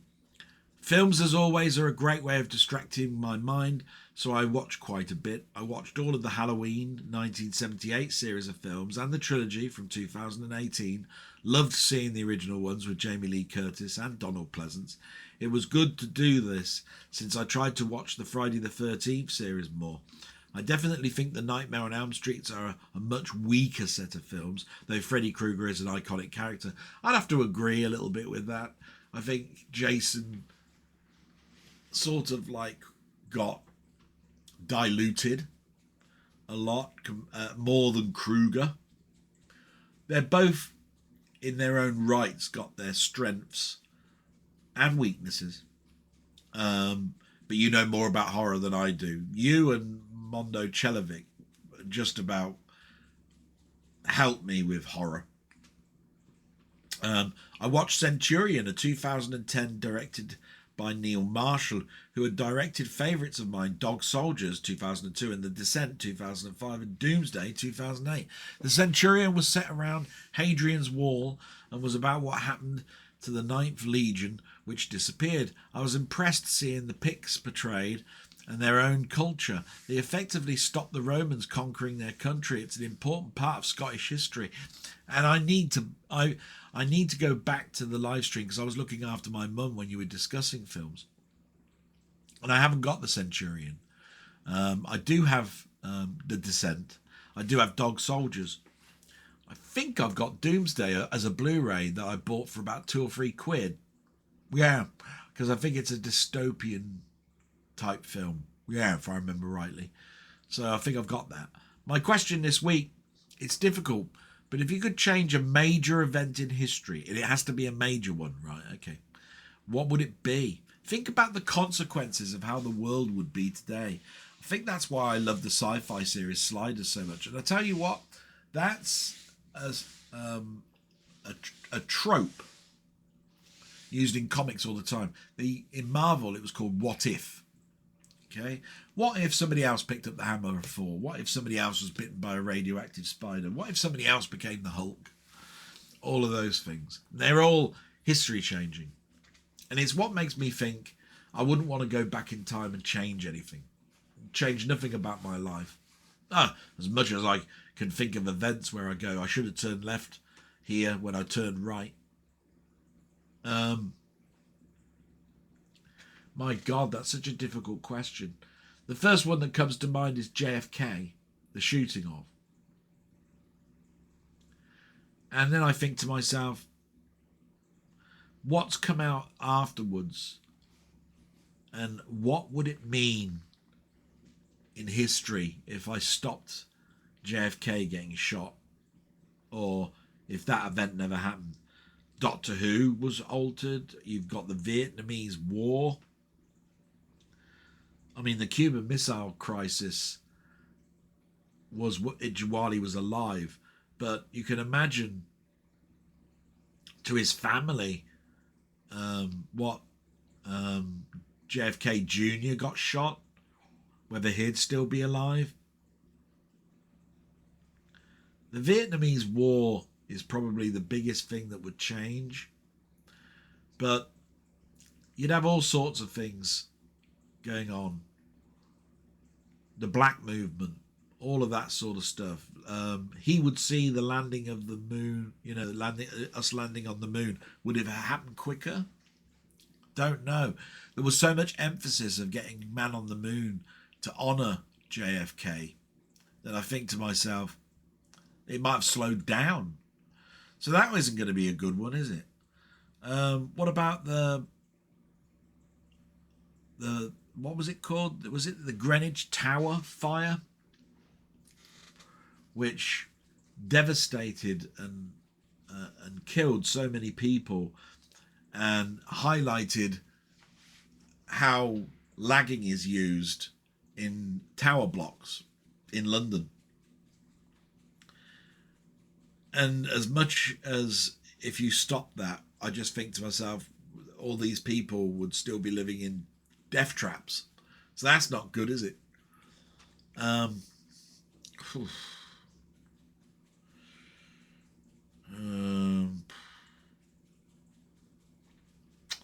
then I could go back to the history that I loved at school and I still love now, and that's Henry VIII and Queen Elizabeth I.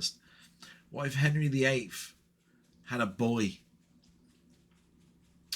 and he lived longer? What if Elizabeth I didn't die the Virgin Queen and married. But she died well past her place where she got born, so stopping her dying wouldn't help. And Henry VIII, well, he did have a boy. What if I stopped the Black Plague? I don't see how I could, but if it never happened, you know, I think it killed half of the population of England at the time. What would it be like for the population of England now? What if the Constitution, you know, the independence document for America wasn't handed over, given to America to do with what they want, and England continued to fight over there? How would our Commonwealth have been? Ooh. I'll tell you what, I'm going to go with a major event, but it would have severe consequences, and that is the stopping of the two towers, the planes flying into the two towers. That was a huge event for me and the world.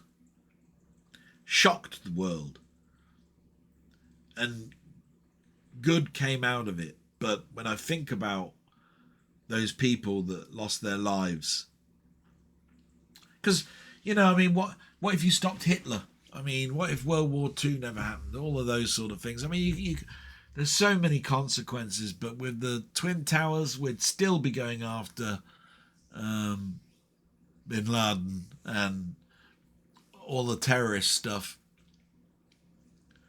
Maybe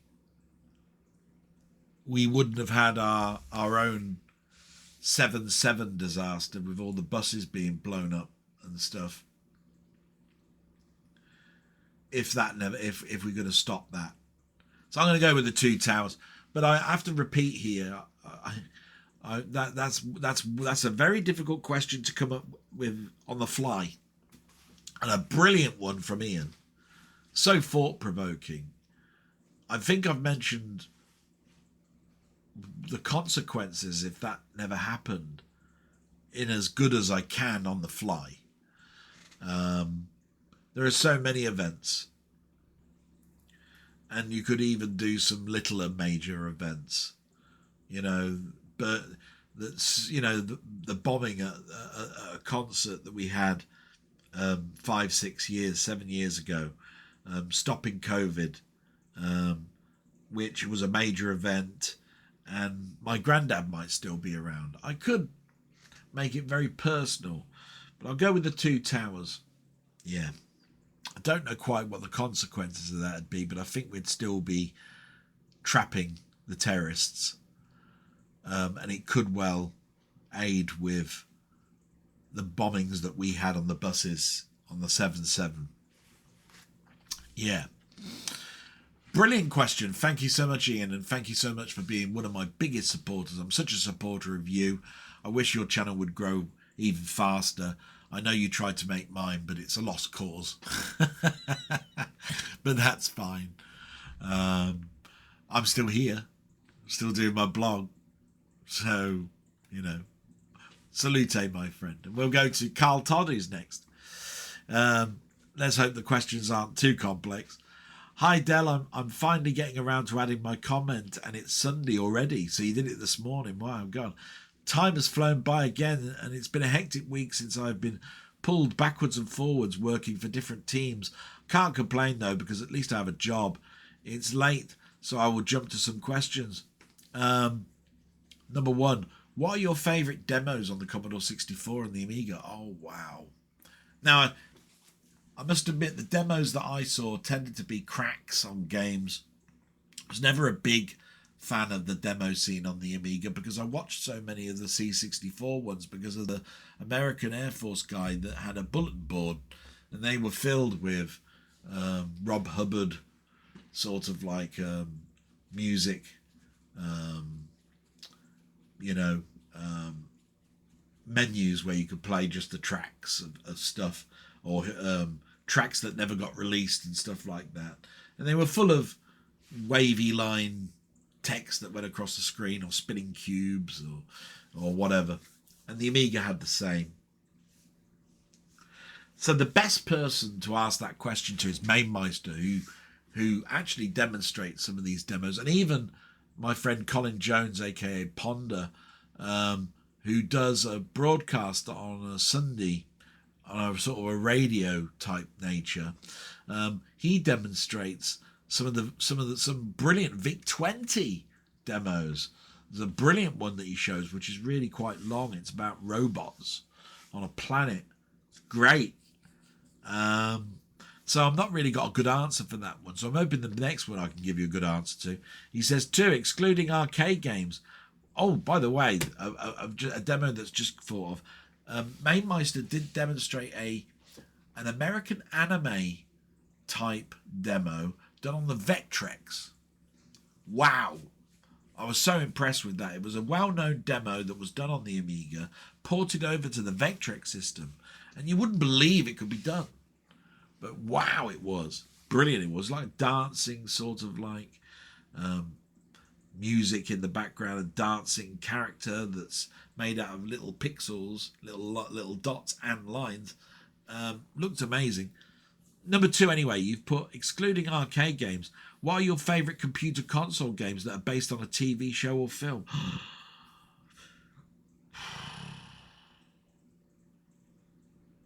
Right, so many on films.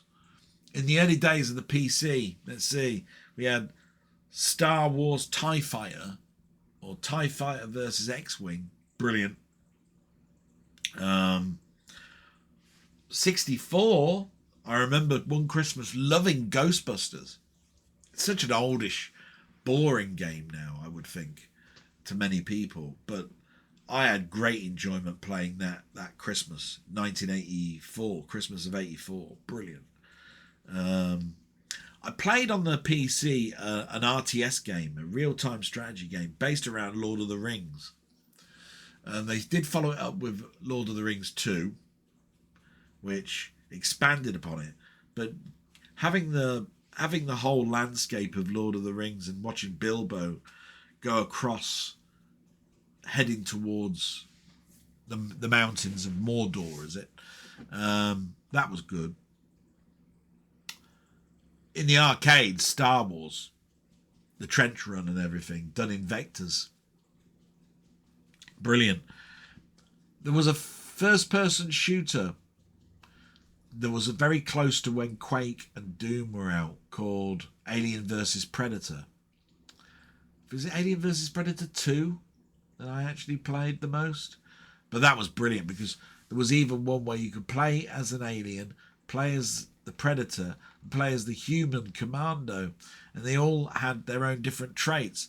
That was great. You know me and Spider-Man. So Spider-Man 2 with the open world and the web swing perfected, and then superseded with the new Spider-Man from 2018 that came out from Insomnia. That was brilliant. On the Commodore 64 again, Rambo with the Martin Galway soundtrack, brilliant. Played that a lot, even though you could complete it in about 10 minutes. It's been proved by 20th Century Gaming, by the way, if you don't believe me. The gun copter bit being a right pain in the arse. But there was, and it's not a great game, Airwolf, which graphically looked wonderful, technically minded, scrolling, brilliant. Gameplay wise, probably one of the worst. That gravity that's in that game, the hardness of the cramped levels, and why you're fighting in a cavern, I don't know. Airwolf was always the best when it was flying out in the middle of the, in the air. Brilliant. Going to cartoony type things as a kid, Trapdoor. on the Commodore 64 for me, but Spectrum for most people. Love that. Trying to collect the worms for Boney. You'll have to look it up, but the trapdoor lore is really quite good. Those, I think, were great games on PCs based on films and TVs. There's some shocking stuff. Hudson Hawk, Blues Brothers, Addams Family, all of those I could do without, all mostly coming from Ocean. RoboCop fared quite well, so that'd be good. And then number 3, do you have a favourite console? Well, the answer to that is no. Don't really. Not a big fan of the PS5 or my Xbox One. I have enjoyed the Switch more than the Switch 2, but that's probably because it's early days. I've loved my Powell Kiddie RG35. That's been good. I've bought a lot of stuff because Ghosts and Goblins turned up on it, to be quite honest. PSP I bought because of Ghosts and Goblins. Switch was bought because of Ghosts and Goblins. So yeah. I love my SNES, I love my Mega Drive, my Nintendo 64. I love the Dreamcast. Don't talk about the Dreamcast too much. I love that. So I don't really have a favourite because they were brilliant, all of those. Marvellous. Thank you very much, Carl Todd. I'm sorry that ends that one quite quick. You say, I hope that your week has been okay, that your mum's health is improving regarding the pain in her legs. Best wishes to you and your mum. And I'll just say thanks very much for that. And I can see I'd never put a heart to that, so I'll do that now. I don't know why. And move on to the next one, Martroid, because it's getting quite late. We keep seeing sequels, he says, remakes of TV and movie classics, and I often wonder, do they ever truly measure up to the originals? Most of the time I'd say no, but I do remember enjoying Dawn of the Dead, one from the mid-2000s. So here's my question. Can you think of 2 remakes, whether in gaming, TV or movies, that you felt were generally worthy? Oh, wow.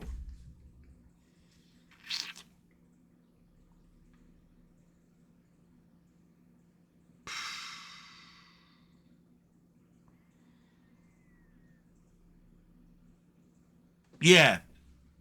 TV-wise, Battlestar Galactica. Film-wise, so many, really. There's The Thing. Yeah.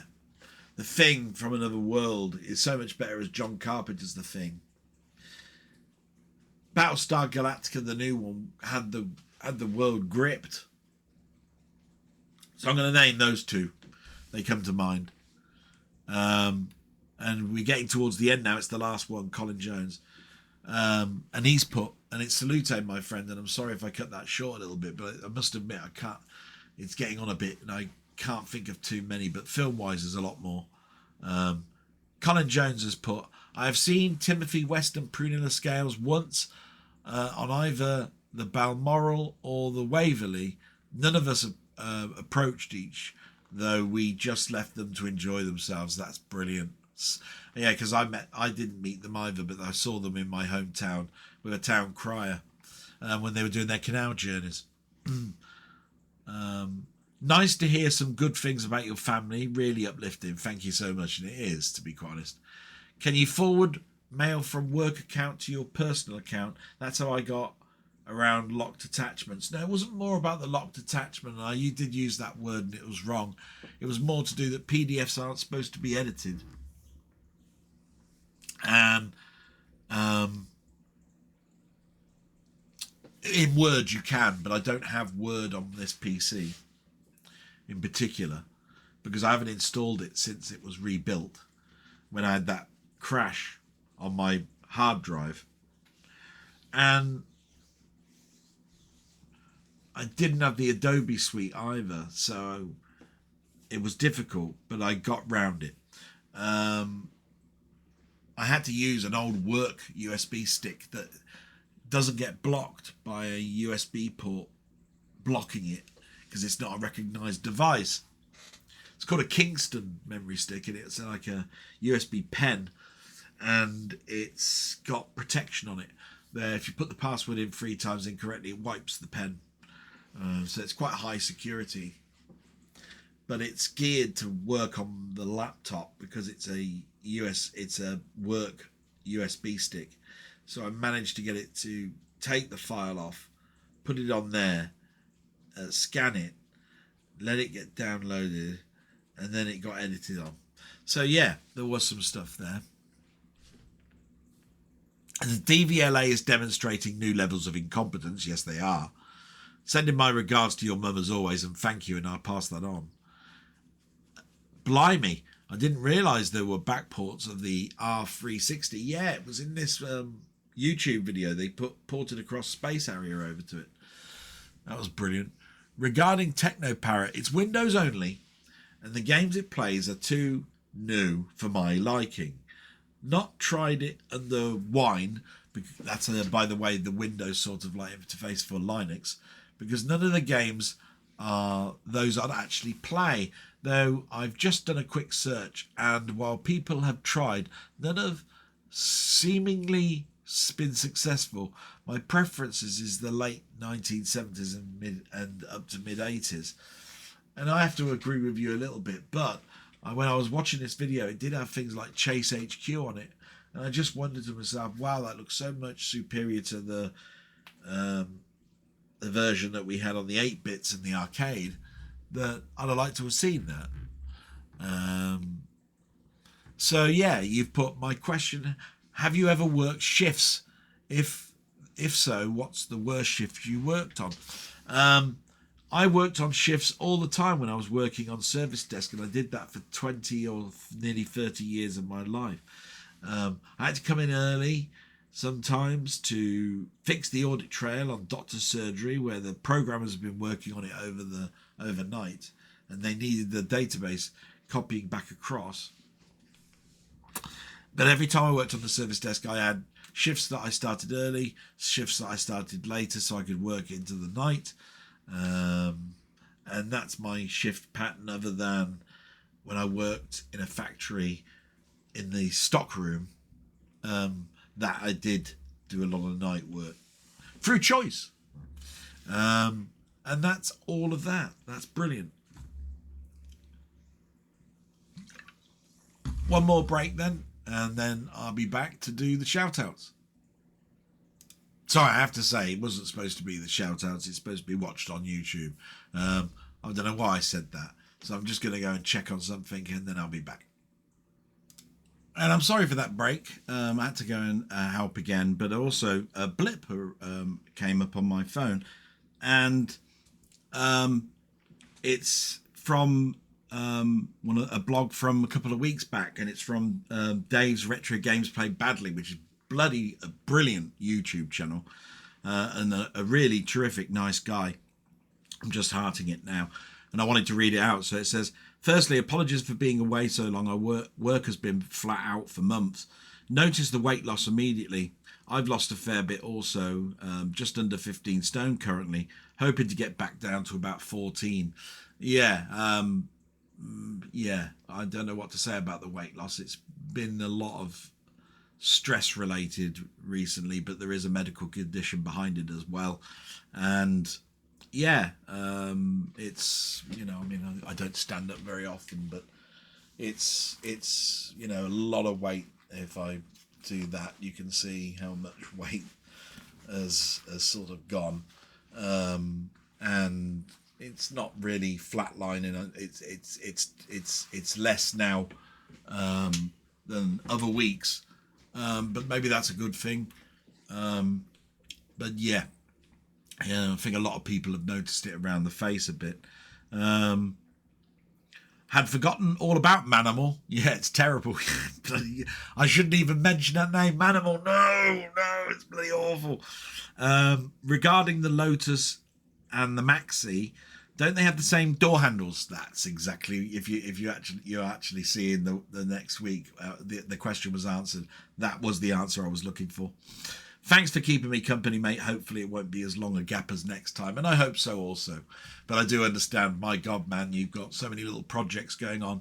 I watch your pickups with great joy. I love the fact that you have this healthy fight between Spectrum and Commodore 64. Keep that going.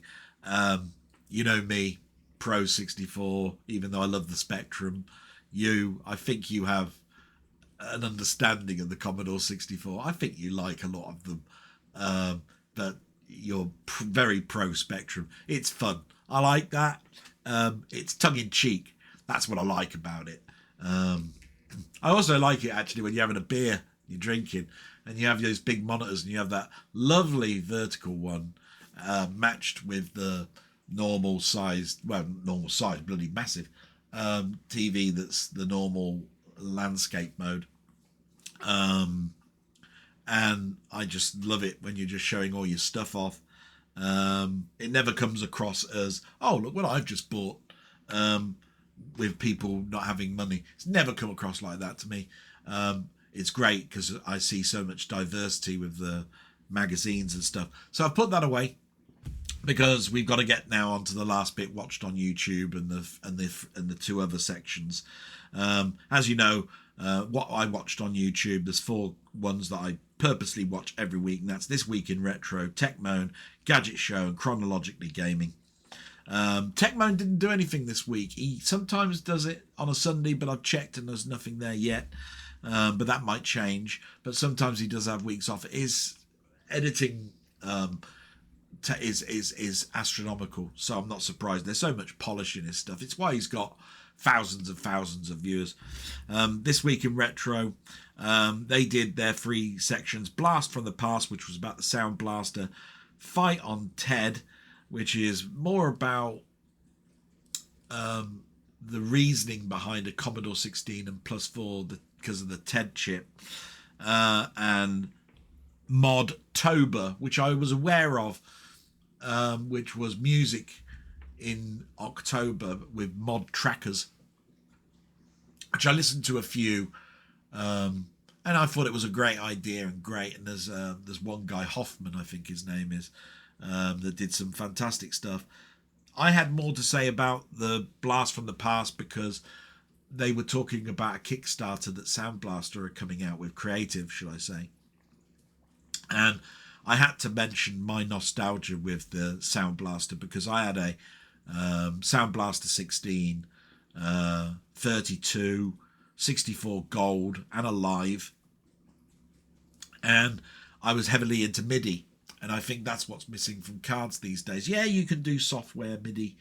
It's not the same. I used to love the sound fonts. It's why I love my Mister's little expansion. Have I got that close by? Won't try and keep too much going on here. It's usually in a drawer. Yeah, there it is. My MIDI with Pi attached to it. Thanks to Jambon to helping me with the Pi part, because it required a Pi that I had an older version and it wouldn't have worked. So that's in there. So yeah, my last good Sound Blaster card was the 64 gold, which I've got 2 cards of that, but they're not in this machine or the machine to the right of me. PCI cards, not ISA. Don't know what happened to my Sound Blaster. I think I got rid of those when I bought the Orchid Soundwave. I bought an Orchid card. It was one of the best MIDI cards available at the time. Swapped it out for a 32 and a 64. So I had a lot to say about that, but I had more to say about the Commodore 16 because they were talking about the good and the bad of people pushing the envelope in regards to old nostalgia machine, and they were talking in particular with the Commodore 16 and the Plus 4, and even mentioned Arlosoft's Commodore 16 Green Beret, which is brilliant. But I think they missed the point that at the time Commodore was bringing out the 16 and the Plus 4, the designer of it, who designed the Commodore 128, mentioned it was supposed to be The Commodore 16 was supposed to be a $49 machine, and the Plus for $100. But worldwide, they changed that to $199 and $200 or $399 for each machine, and that was stupid. That's what killed it. And when it comes to it, it's not as good as the machine that came before it. They increased areas that they did for the business area, you know, bigger color palette, inbuilt software. And the 16 had a VIC-20 case and a Commodore 64 case because they were using the old tooling. It made perfect sense. And it was part of 3 machines that only 2 really saw the light of day in this country and America. I think one of them did go out in Japan. I think it was called the 101 or something. Can't remember. Which had a membrane keyboard. And they missed the point on that entirely because they were just talking about the fact that it was a worse machine that came out before. It was the marketing and what it was aimed at. It was supposed to be for the masses. In other words, what Tramiel was trying to do, undercut everybody, bring out a machine, 50 quid. What could you buy for 50 quid or $50 in 1984? Entry level. That's what they were looking at. And I think they missed the point a bit on it. The gadget show was quite fun. But by the way, this week in retro is brilliant. Sometimes I think that they miss the point on certain things that don't get brought in. I had to comment on it. And I think Neil actually came back and answered on the sound card bit. So that was really nice of him. Gadget show now. By the way, these are all ones I watch religiously. So that's how much I love and appreciate these channels. Gadget show. Have we entered the age of AI robots? That was a very interesting discussion. And retro console goodness and PS6 predictions. PlayStation 6, yeah. I like the fact that they deliberate on what possibly is going to happen and talk about stuff that's out there at the moment and the ridiculousness of certain policies that Apple come out with. Couldn't agree more with a lot of that stuff. Don't like the Kex or Sex shop sponsorship. Too much of it. Too much talking about them. They rip you off, as far as I'm concerned, when you take something in. As much as they say, hey, look, if you've got a Game Boy in a boxed, they'll give you a lot of money for it. You'll get a lot more selling it yourself. My God, they're a business. We understand it, but they don't give you a lot when you put your hardware in. They're cash converters, in my opinion, for that. Chronologically gaming, he's still doing one a week, so he's still in 1982, but he has got round now to the Star Trek Arcade, which is a brilliant show. I love any time that they put the Star Trek Arcade game with the vector graphics, which was ahead of its time at the time. I'm there watching it, and I've watched it twice. Thought it was brilliant. Other stuff I watched, Pixel Playback. He did the Amiga, the forgotten Commodore computer, and I thought that was weird. It's not a forgotten computer. I thought it might be because he was talking about the A1000, which made me watch it. He also did another one, the Commodore 64, the world's best-selling computer. It's the history of them. There was nothing new in it, but I watched them to death. In case there's something that's new in there. I thought it was going to be about the A1000 more. It wasn't. But it's still worth a watch. Adam Martin then started talking about the story behind BBC Two's biggest moment. BBC Two I've got such a fondness for the BBC Two when we only had 3 channels. And in 1985, yes, we're talking now 40 years ago, BBC Two, a very, very small channel, okay, got 18.5 million views because of a snooker match that was going on. And it's famous. It's Steve Davis and was it Dennis Taylor? Yeah, with the glasses, specially made turned upside down glasses, so it'll be almost like that on me, like that, so that you can watch upside down. 18.5 million because it went past midnight and BBC One had to shut down. So over to there. Brilliant.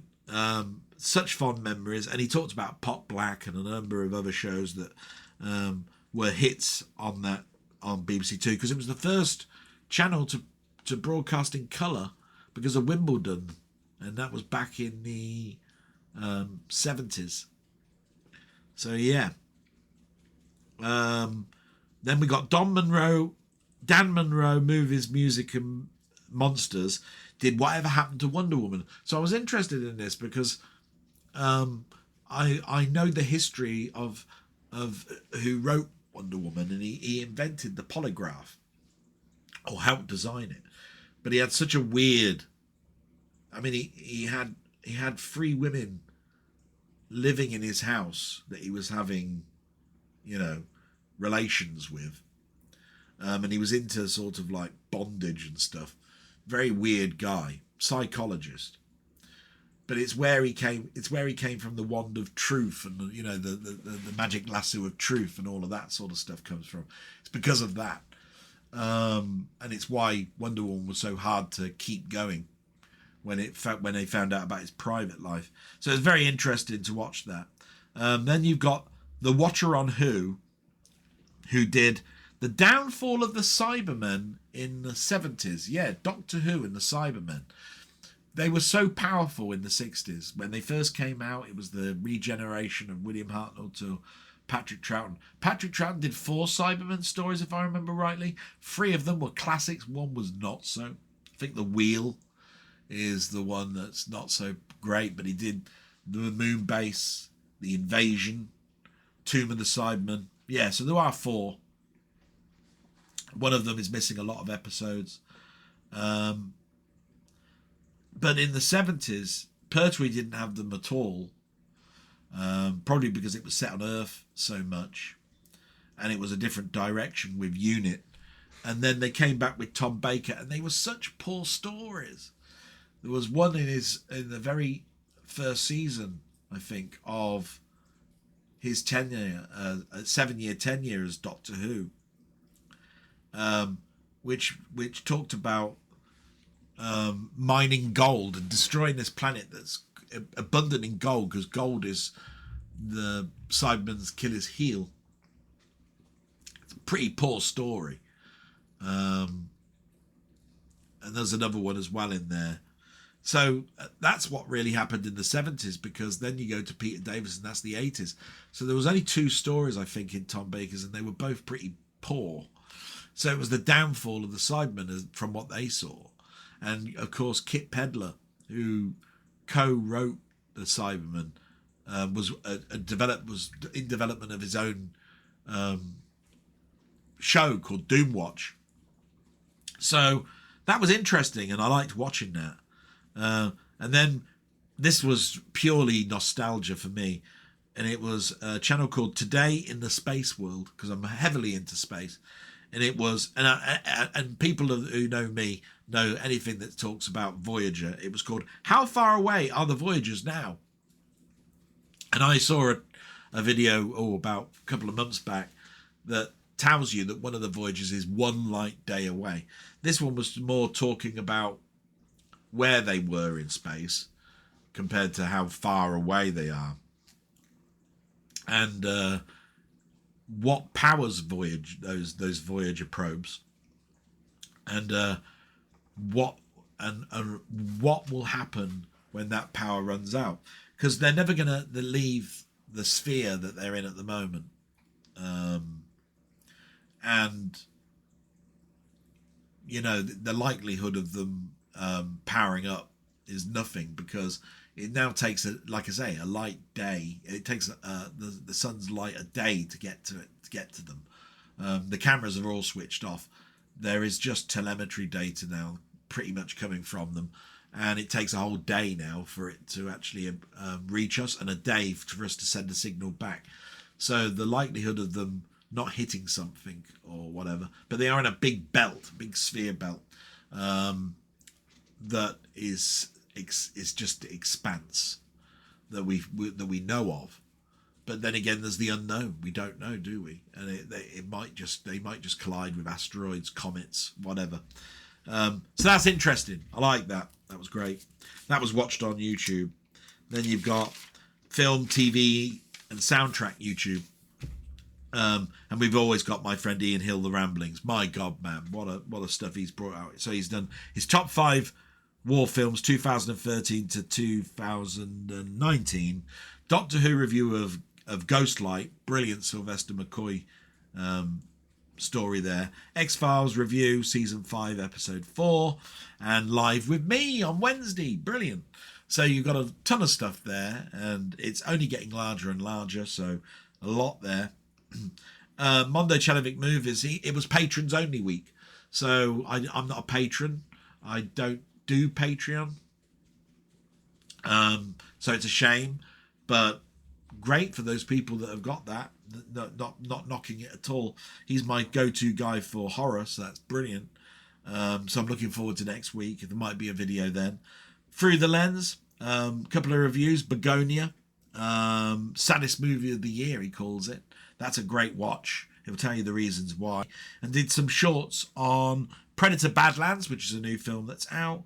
Hallen Harper, another film that's out. And Shelby Oaks. They're all little shorts. They don't require anything huge. Predator Badlands could probably do with a bit more of an expanse, but I enjoyed all of those. So there's 4 there for you to watch. Did you see that? Did 4DX review of Back to the Future. He's heavily into Back to the Future because the next video I watched was 40 Reasons Back to the Future is Perfect. Now, I don't call that clickbait, but to him it is. And that's perfectly fine. I know that he thinks Back to the Future is a great film, but I'd never call something perfect. There are always things that could have been done in it. But it's a fantastic video along with the review. He did the IMAX version the week before, so that was great. Muckman-Movies, he did his October 2025 pickups. Wow, that man. So much diversity in what he buys. A great channel to watch. You need to subscribe to that. Absolutely fantastic. And he's doing a little challenge at the moment of naming films that have got numbers in them, and he's doing it through the whole of the alphabet. So it's 0, then A, B, C, all the way to Z, and all the films have got to have a number in it. Fantastic. I'd have trouble thinking. I have to say, I'd have to refer to my film book of Kung Fu, my Leonard Maltin's book, or my collector's software to even start to think about that. I mean, 310 to Yuma would be one, I suppose, and there's a 2001 Space Oddity. I could think of a few, but yeah, I'd have trouble. Go and subscribe right now to him. Then you've got Commode on Film and Commode and Mayo's Take. Commode on Film is more a sort of podcast thing. They posed the question, is the new Naked Gun film funny? For which, yeah, for millennials it is. It goes into such effect that when I was watching Naked Gun, I was remembering all the cop shows I watched as a teenager, like Columbo and Magnum and all of this sort of stuff. Ironside and that. And that's what Naked Gun was parodying. But you can't do that with the new Naked Gun film that came out last year or earlier this year, because there aren't that many cop shows. There's no Hill Street Blues and all of that sort of stuff. So you're parodying Batman and things like that. And that's why the opening scene is a bank robbery, because that's what happened in Batman, the second Batman film. What was it? It was Batman Rises or something. I've forgotten what it is. The one with the Joker in, anyway. So you see, like I said, my brain, I'm getting a bit tired. But so that was an interesting thing. Is the new Naked Gun film funny? For which I would have instantly said no. But when he started deliberating on what it was trying to achieve, it is. Yeah, just not my type of funny. The films that they reviewed this week with Simon Mayo was The Coral, Die My Love, Predator Badlands, and Animode, and the box office top 10. So tons there for you to watch. And What have I been listening to this week? Well, I've been listening to a lot of John Barry. There was a channel called Romdesb, or ROMDESB. That's Facebook. Don't know why that's. I haven't even got Facebook open. And it was John Barry's Top 15. And there were some honourable mentions, and I don't agree that Somewhere in Time shouldn't have been in there. John Barry is probably most known for Bond. Yeah, he is. But there's Hanover Street and all of those scores that are absolutely fantastic. He did the score TV wise to a film called to a TV series called The Adventurer. Brilliant score, that is. And The Persuaders. My God. The similarity between those two, I think, is a harpsichord was in both.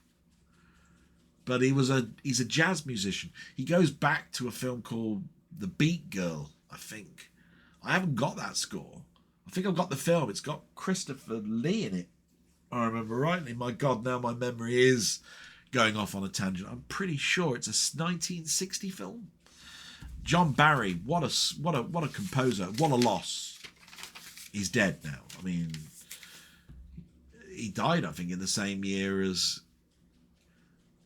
Leslie Nielsen, I think. Yeah. Anyway, we then get to the last stage, Game and Tech YouTube, which is all my friends that are on my Discord or Mainmeister's Discord, and I've known for years, and I know them personally, and I've chatted to them and all that sort of stuff. Down the Rabbit Hole is first. He did I'm back in the PlayStation VR playing Star Trek Bridge Crew. Brilliant. I asked him some questions. I hope he gives me an answer to them. And it was about nostalgia, because that's what it was for him, going back to that. He was at his sister's, who he gave his PSVR device to. I've still got mine. It's down there. My PSVR. It's just, I don't know if I can show you it. It's still there. Look there. And it's along with my PS4 down there. I never bought the PSVR 2. That's what he's got, along with a PlayStation 5. He also did Snake Fiasco, Tron Light Cycles on the VCS. That was interesting. I like homebrew stuff. That was great. And then a glowing LED clock with weird buttons. He's got a little project that he's doing, and he bought this very cheap device which has got a glow about it. When you tap it, it glows multicolours. He's trying to put that into some project that's secret. I don't know anything about what's going on. So that got me interested. I want to know what's going on with that. So Down the Rabbit Hole, go subscribe now. Robert's Retro Gaming is next, and we've got the same. Oh my God, how much are you doing, man? God. Right, here we go. Reading it out. Dwarf Fortress Classic Episode 12, Minecraft Play Episode 167, Commodore 64 Play Manic Miner, SNES Play Indigo Way of the Ninja, Atari 8-Bit Into Deep, Moonbeam Arcade, Wizard Spell, and Tarzan of the Apes. I mean, what's that? 1, 2, 3, 4, 6, 7, 8 videos. 8. That's one a day and an extra. I mean, my God, man. Slow down. No, don't. Gives me something to watch in the morning. Steve's Gaming Part 2. What can I say about Steve? He's one of my closest friends, my closest supporters. I fucking hate you. Your channel's just too good. I've got an apology to him because I tried to record. He's given me a game to play, and every time I tried to record it, fireworks went off. And that disappoints me because it needs to be fresh. I've never played the game before. I only tried for an hour. Only played the game because I did the intro all the time. So I only managed to play the game twice and wasn't getting very far. So I know what game you're giving me now, you bastard. Give me a right hard game. I'll try and record it today. Hopefully the fireworks will be off, but of course it's still the weekend. So Sunday night I'm expecting fireworks to go off again. So shit. But I'll do the best I can to get that out. By the way, I've given him 2 games, and those 2 games are on his channel. So if you are watching this and you're interested to know what I've chosen for him, over to his channel. I'll keep advertising this because these are people that deserve your subscriptions. Anytime that I've turned around and said, subscribe, please subscribe. They're absolutely fantastic channels. So he's done Twitch Replay Frantic Freddy because he plays on Twitch. I only go on YouTube, so it's great that he ports them across. Atari Homesoft Disc 83, which is so much fun because there's about 7 or 8 games and he's having to play through a lot of shit. And BBC Escape from Boom Base Alpha, which had me screaming at the channel because in the first parts of the game he was reading out the instructions. They were making me laugh because they were all parodies from things like Hitchhiker's Guide to the Galaxy. There's a character in it called Marvin. Jesus, how deliberate can you be? And it's Moonbase Alpha. What has Marvin got to do with Moonbase Alpha? God only knows. But the Hulk's in it, right? So the Hulk is in it. He was on TV at the time that this was coming out. So it makes sense. And all I could say to you was I was shouting at the screen because he kept getting killed by Daleks and wizards and things. And he wasn't turning into the Hulk. Why, man? Why wouldn't you turn into the... I was going like this. He finally did towards the end. And I was going, Jesus, man. Now you've cottoned on. He read out all the instructions and forgot. And it even said at the bottom, Hulk pills 5. And he wasn't pressing the key to turn into the Hulk. Annoyed me. I was so loving it. That's the beauty of Steve. You just get so involved. Brilliant. Go over there. Colin Jones, a.k.a. Ponder, he did a Mainmeister high score kerfuffle in a game called Rock and Rage. Brilliant, because I missed some of the stuff that from the week before. There wasn't much there. And I think his blog's out tomorrow. So I'm looking forward to that. So now's the perfect time to subscribe to Colin Jones or Ponder. He's got a great channel and he does lots of stuff with computers, arcade games, riding a bike even, and a blog. I mean, it's diverse. What can I say? And I was so happy for the next one. Go subscribe to him, by the way. LFC Gamer and Vlogs is back, and this is a guy that you definitely got to subscribe to. He does a blog, talks about football, CDs, games, his childhood, work, rants, YouTube, you name it. He's brought it into his blog. Absolutely fantastic. So glad to see him back. He's been away for far too long. He had so much to say, made the blog so much more interesting. Fantastic. 20th Century Gaming, mentioned my mate Mark loads of times. How this guy gets through games, I don't know. My God. Ugh. I can't get off of the second screen. He's there completing it. Bastard. Anyway, he does a live stream usually on a Saturday. If he's not playing games, he's reading through a Zap magazine. This time next week, on Saturday next week, Denny has chosen the Zap magazine because he answered the question first. So it's going to be great. He'll be playing the games while going through the Zap magazine. Great little concept. I've seen it a few times on other channels, but he does it so well. It's great. And then, of course, we've got my friend Mainmeister, who's done a Sunday live. He did a Friday waffle live. He did an 8 and 16-bit kerfuffle Beyond the Ice Palace. I've backtracked through those. There's probably one other I've missed. But all I can say is every time he does a waffle, something there to watch. The Sunday is great because he'll play all games that you want him to play unless it's a theme. And the kerfuffles Beyond the Ice Palace, yeah, I've got fond memories of that. But I had a 16-bit machine when I was playing that, so I never saw the 8-bit ones. So that was great. And that's everything. Marvellous. And I've gone well over, so I'm just going to go quickly through what's been bought, if the overhead cam's on, and it is. So I don't know if I showed these off because it gets mixed up a bit. Outland, what a film.